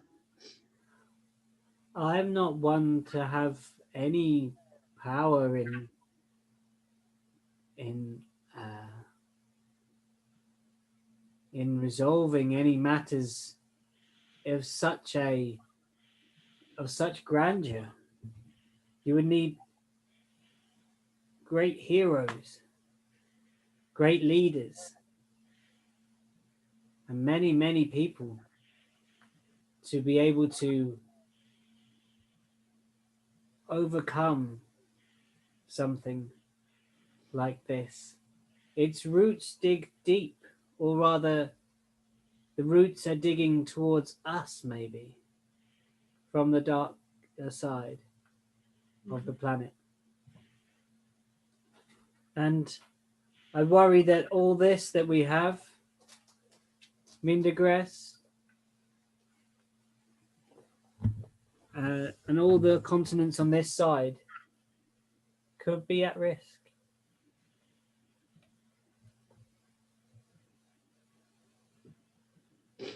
So Killian, I've been talking with Father, and he's worried about the dark side of the planet sort of seeping into the living side of the planet, and the darkness growing. Right. And I asked him whether if we found anything out about this, whether he would like us to return, but he said it's not within his power to do anything about it. It's down to heroes or many other people to defeat this darkness. It was just something he observed with the people that have come through his church in the recent times.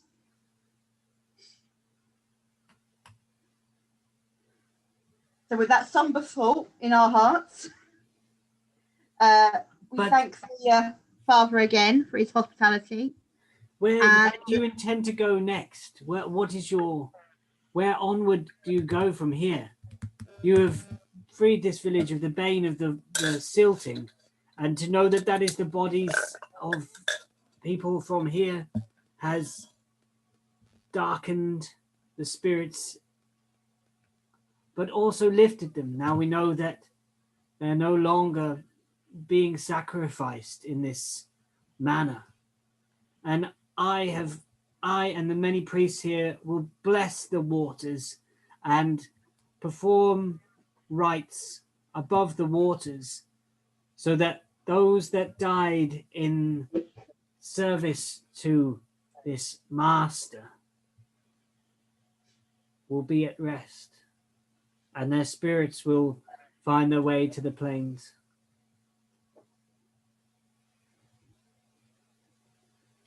Question: we're gonna head back to our boat, I think, and then decide where we go next. Okay, so you stock up on provisions, because obviously they're always willing to provide you provisions. And as you go to get provisions from the cupboard, the kind of canteen sort of scullery area, pantries and sculleries, you see a bald-headed guy with a mop, with his back to you, mopping the floor. Is that the guy we saw in the street before? Which guy? So I do a perception check to find out whether it was him. Which guy? I can't remember his name.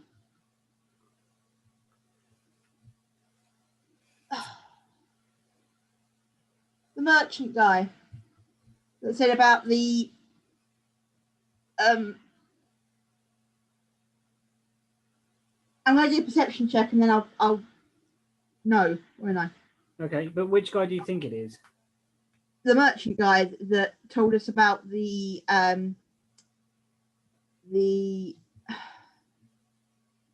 can't think of the words went out of my head.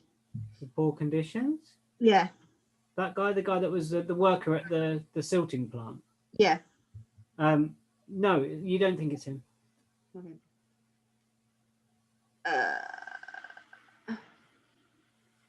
What the? He's just got his back to you, he's just mopping. Don't trust him. You wouldn't have mentioned it if it wasn't significant. I want to. I'm going to tap this guy. Excuse me, sir. He turns around and goes, oh, hello, my lady of the forest. How are you? And you realise it's the thug, one of the thugs that was with you before, the one that was most hurt. Okay. But he's shaved all of his hair away, his eyebrows included, completely clean shaven, and he's wearing just like a sackcloth robe. So he's like a monk now. Ask him. You seem to have changed your appearance somewhat since the last time we met. Have you converted to the church now? I've seen the error of my ways. The many, many errors and the many, many sleepless nights and many, many bloody hands that I've had. And Charles here has shown me the way. He pointed me in the right direction. He didn't tell me what to do, just gave me the option. It sort of felt like this was my path. And so, to make amends for all the cruelty and malice that I've put into the world, I'm staying here. I've handed in my notice and seeking sanctuary from the church with Father Samsung, and I will remain here. Fair enough. Can I help you? Can I help you with anything? The so-called assassins. Yes. Do you know who they were? Well, they weren't the ones that were attacking you when we were at the mayor's office, for sure. Those guys could shoot a bow and arrow. The guys that you fought, complete and utter pillocks, amateurs. Where do you think they were from? Do you think they could have been from the guilds or the mayor's office himself? I couldn't really say, but there is so much manoeuvrings that are beyond my reckoning.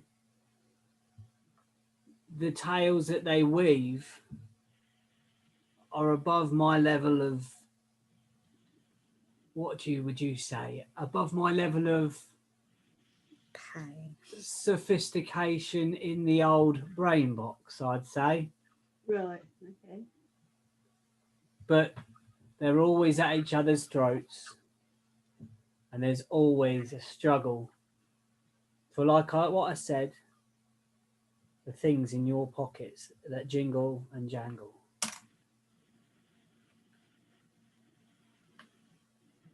So you ask him, Charles says, My good man, I'm so glad to have helped you. And I'm so glad that you have seen light and that you are following a purer path now. Now, they'll take care of you here, I'm sure. Now, we would just like to take provisions for us and our shipmates, and we shall be on our way. so they load you up, fill your packs, and Charles bids goodbye to Father Samsung and thanks him quietly. And then there's the tiefling woman who he bows to, lifts her hands to his mouth, to his beak, and lays his beak upon it. And again, she blushes and bows her head, puts her hood up, and kind of shuffles away. And you leave the church and make your way to your boat. The boat is looking splendid. So it's been 3 to 4, maybe about a week now that you've been healing and sort of hanging out in Mindergrass and exploring since you came into the dock.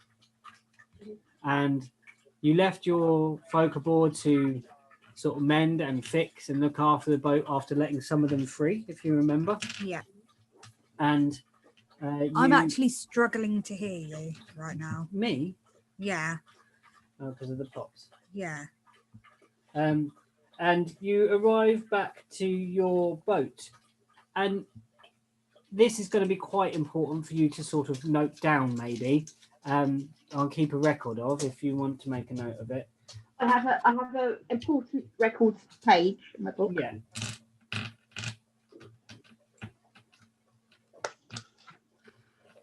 So when you were traveling down the coast towards Mindegress, you obviously had your people aboard, and you got to know them after some time. But when we left them, you didn't actually have a record of their names, apart from a few of them. So there was the dwarf woman who was called Grench Strongfist.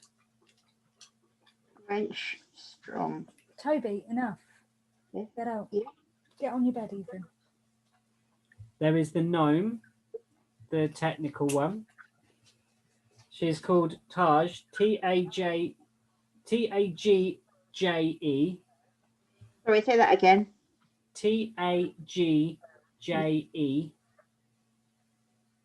And that's the gnome. And yeah, her surname's Hootsil, Hootsli. Hootsley. Hootsley. Yeah, you said Hootsel. Hootsley. Hootsley.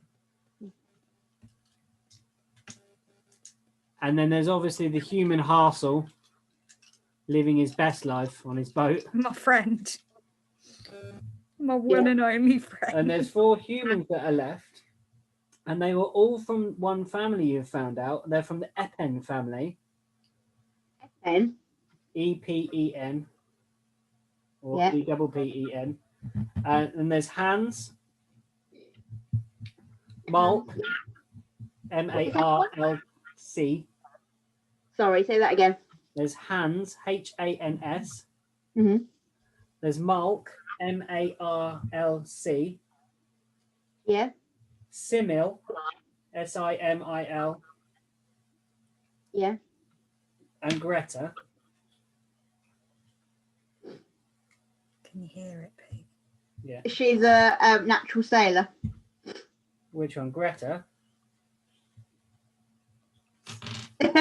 Finn got it. What's the joke? That I'm not getting. Okay. No, and then Greta there's this- Thunberg. Oh yeah, Greta Yeah. Thunberg. I didn't even think of that. And then next is as you walk towards the boat, Harsel shouts out, Killian, my old mate. Oh, Killian, so good to see you. Where have you been? Look what we've done to the boat. Check it out. And then all of a sudden, round your head, spinning round your head is Flix. Flix Peregrine, the sprite that you freed, excited to see you and sort of is trying to perch on your shoulder. Okay, yeah. And all That's Gillian's other friend, but she doesn't actually like this one. and then like Flix comes around and kind of spins around everyone's head and like greets everyone, super happy. And then out of the bottom of the ship, the one of the flaps comes open and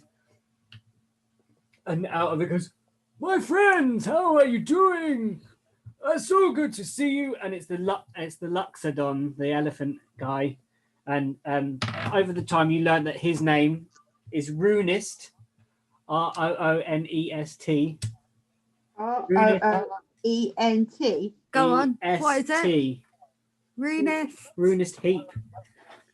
Runest Heap. I could tell by the grin on your face. Do you like that name? I love that name. I can I think that's a tell. great name for an elephant man. You're mental. So what are you saying to these guys? Oh, my friends, it's so good to see you. It feels like an eternity since I've seen you. Let's get aboard. Come on, raise that gangplank. Come on, Killian, hurry up. Stop playing with this. You and Flix can play on board. Welcome. Thank you for doing up the boat. It looks amazing. We need to have a meeting and decide where we're going next. Have you heard anything whilst we've been away on our adventure? Has any news come to you while we have been on our quest? Well, gradually, Harsel says, what happened was there was a lot of very miserable faces around here and not a lot of traffic. And now there's a lot of traffic and a lot of smiles. So whatever you've done, it must have been bloody good. I just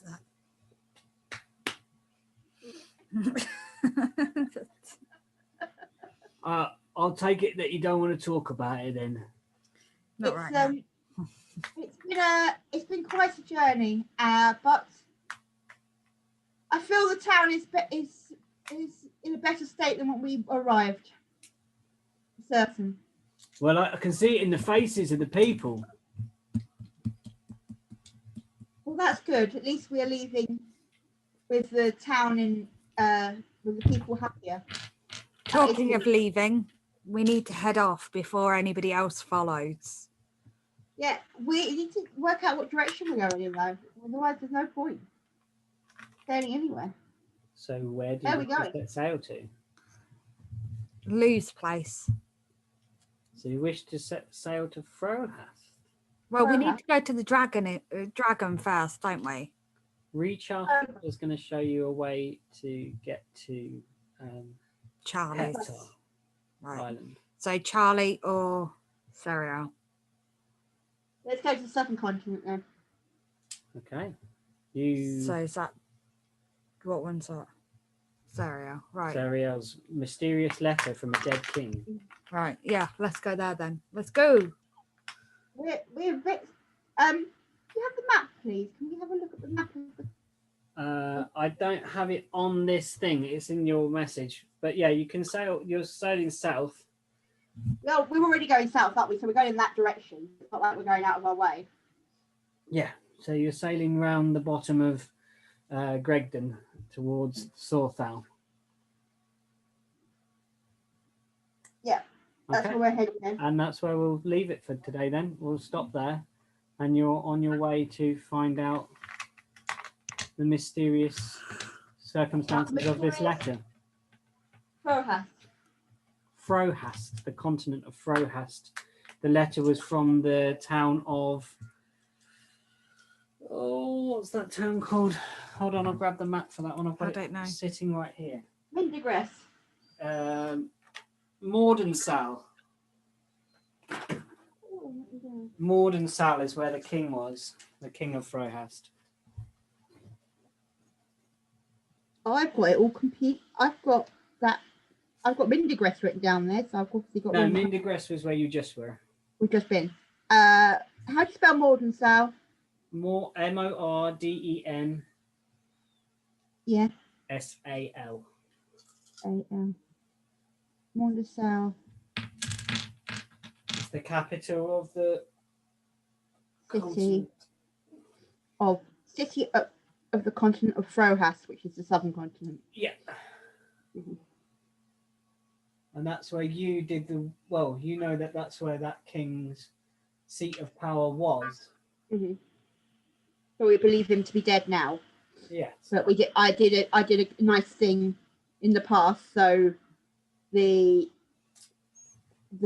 whoever is running the kingdom now owes me a favour. Could be. Okay. I haven't seen you wear that in a while. And off you go. Shimmy back up that pole. I'm right up on the bird's nest. I'm on the bird's nest. You're always at the bird's nest. Gillian, what are you doing? I don't know. Oh, you need to put your captain outfit back on. Yeah.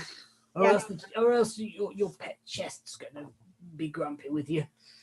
Yeah. I thought the one that liked to be captain was Housel. You're going to let Housel drive, right? Sail. Oh yeah, he is so happy. Like I'm just gonna let him be happy.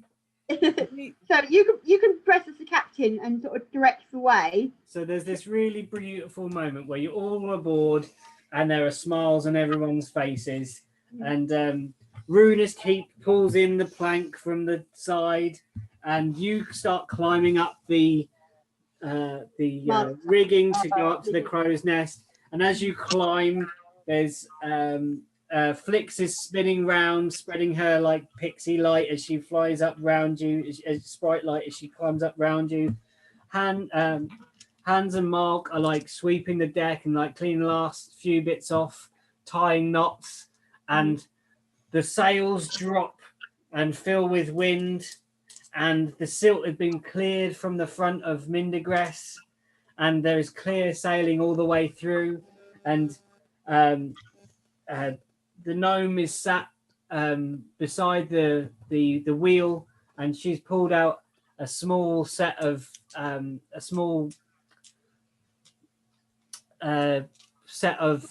bellowed instruments, accordions, and started to play a merry little tune. And Harsel has grabbed the wheel, and he's spinning that thing for dear life. And the boat turns around and sails through past those two huts that you framed you when you came into Mindergress, and the people and the towers are waving at you, and the bloke with his checkerboard, who was rather gruff before, looks up and catches your eyes and remembers your brave deeds and tips his little foreman's cap to you as you sail out into deepest blue. Oh,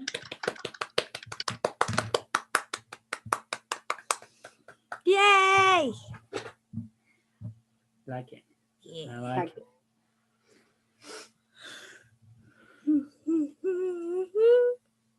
Well done, everybody. That was lovely. Yes. That was so cool.